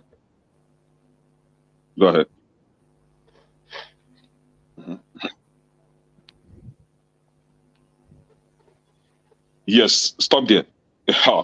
You see where Ngozi Okonjo-Iweala responded to Simon Ekpa, right? After Ngozi Iweala's name, you see the verified, meta-verified blue this thing, shake, right? You see that, right? Then under her name, you see where it says at, N-O-I. Then after that, you see follow in blue ink, right? You see that? Yeah. Now, if you go to where they say that she was responding to Simon Ekpa, right? You see where they say Simon Ekpa, and you see that meta-verified mark, right? Under the name, you see Simon Ekpa Simon underscore Ekpa. Did you see any follow there? No follow. Now, if you go to the next one, where Simon Ekpa was trying to clear that accusation, you see the follow, right? Now, that shows you that the initial posts, the one that says breaking news from Simon Ekpa, was fake. He does not have the follow. But where he kept responding to Ngozi Okonjo-Iweala, you see the follow. And you see the Ngozi Iweala's response, you see the follow. So for people that tend to believe everything they see on social media, try to be able to separate fake news from the real news. So it shows that what Simon Ekpa is saying is true. He never made that tweet. It was a Photoshop, and that was why they could not include that follow, because that follow shows that he is a verified Twitter handler, and people should follow him. So if you see where the initial post does not have a follow, it shows that is a fake one, a photoshopped kind of a tweet.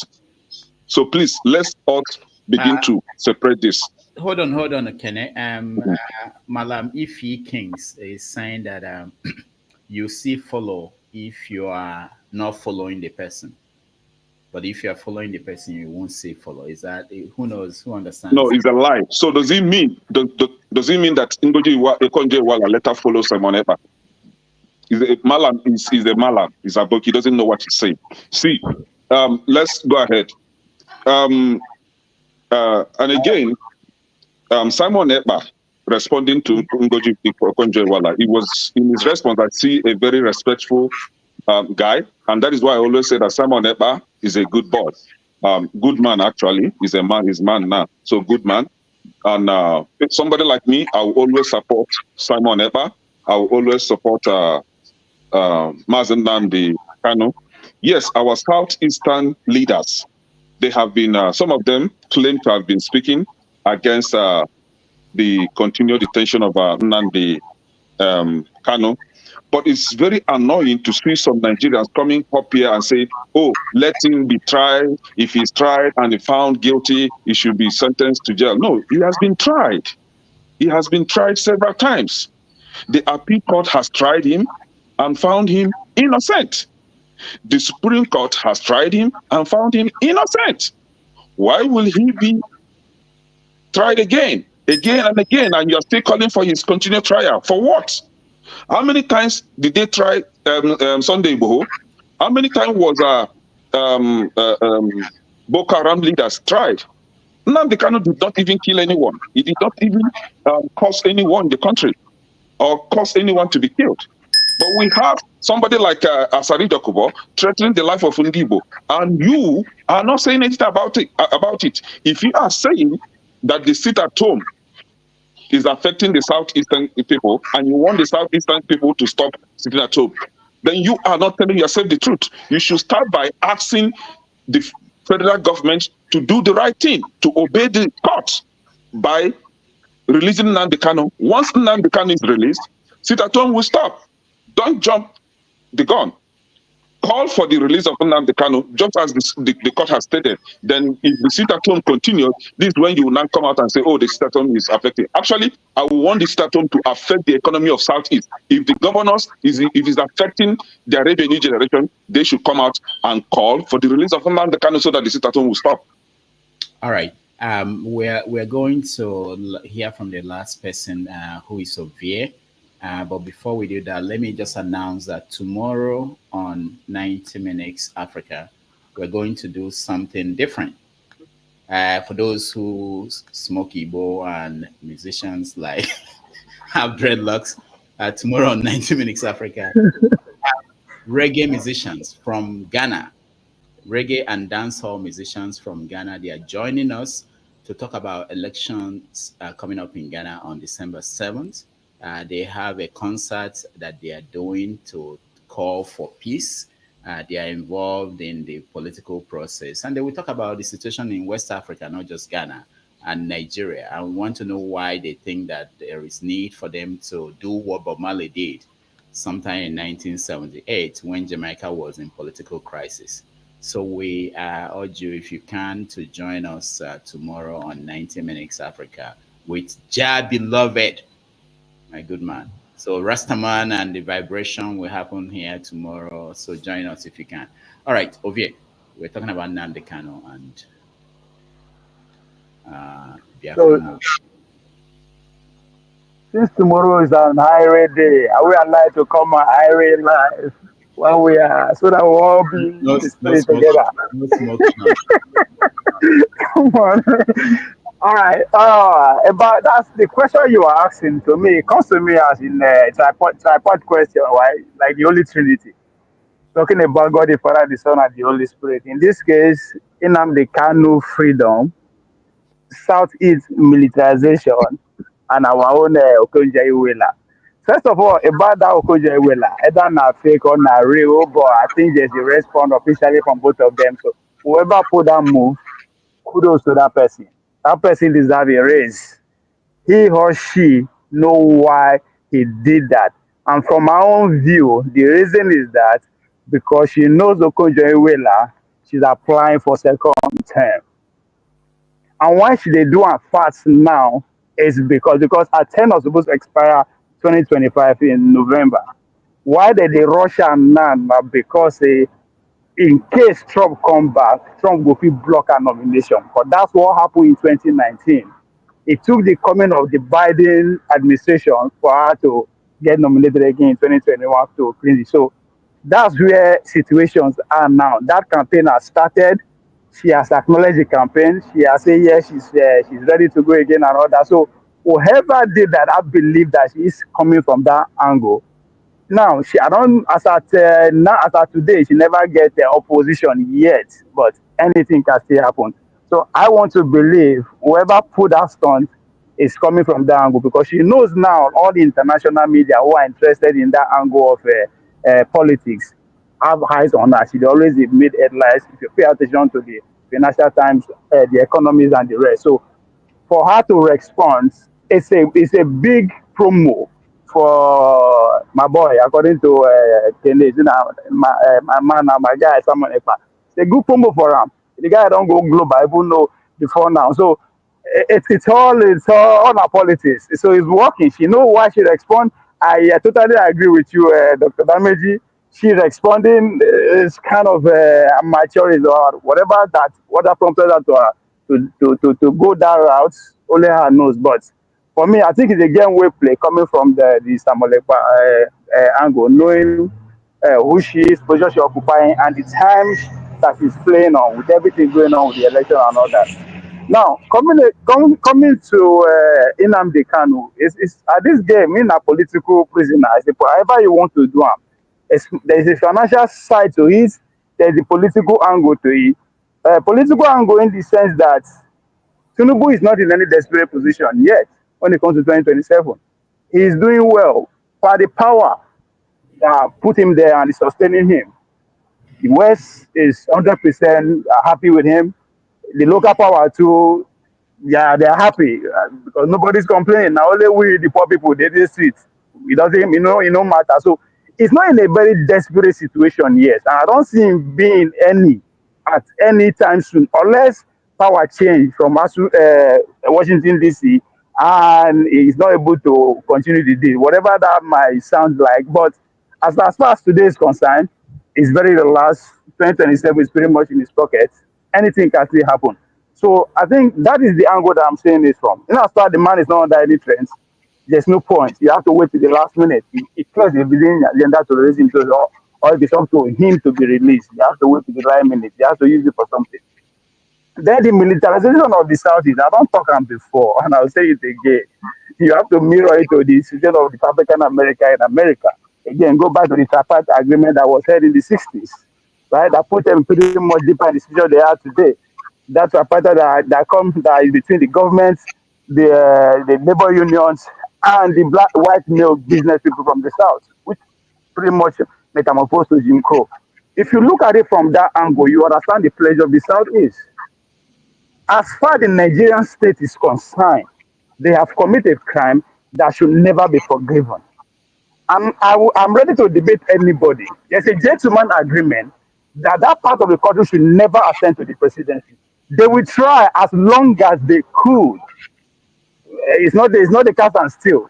That is what they will keep pushing until maybe that thing is broken. But that's why the militarization, because there's nothing. Nobody now then they who then they rob. They are business people, they don't do anybody anything. But you have to constantly push here, especially the young kids who are growing up, which is what Nnamdi Kanu has succeeded in breaking. You understand? Breaking into the cycles of the youngest time as they come. Now lie. This game, this is it. So that's why he's still there. So the militarization have to just put them in fear. So how that one will they stop until they get that power? If you don't get power, anything they give you, anything you get now, give you.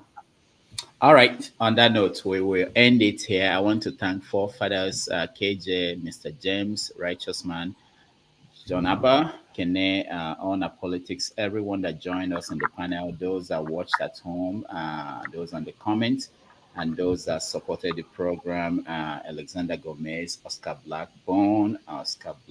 Thank you all. And we are going to move over to the second part of the program that you have forefathers as the host, where we will talk about the cabinet reshuffling and who is in and who is out, and whether that will help us. Obasanjo's criticism of Tinubu about the money, and the fact that he left $70 billion when he left, and now we are owing more than $70 billion, and all the other stories that we couldn't touch in this first segment. So thank you all for joining me, and I will see you tomorrow. Thank you.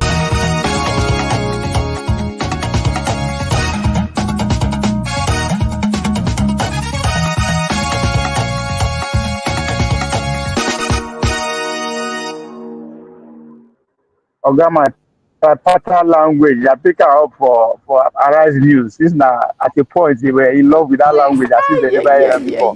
For one, just convince all of us. I see that 3 different people. It's happening. I told you. And all of them are the same. So I'm coming from that angle. Later I use that.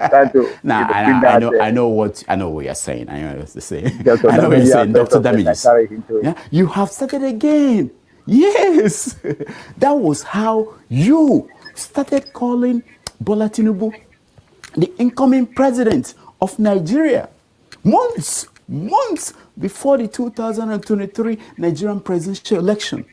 You have said it again. You're already throwing a parade for Donald Trump almost 2 weeks before the November 5th, 2000.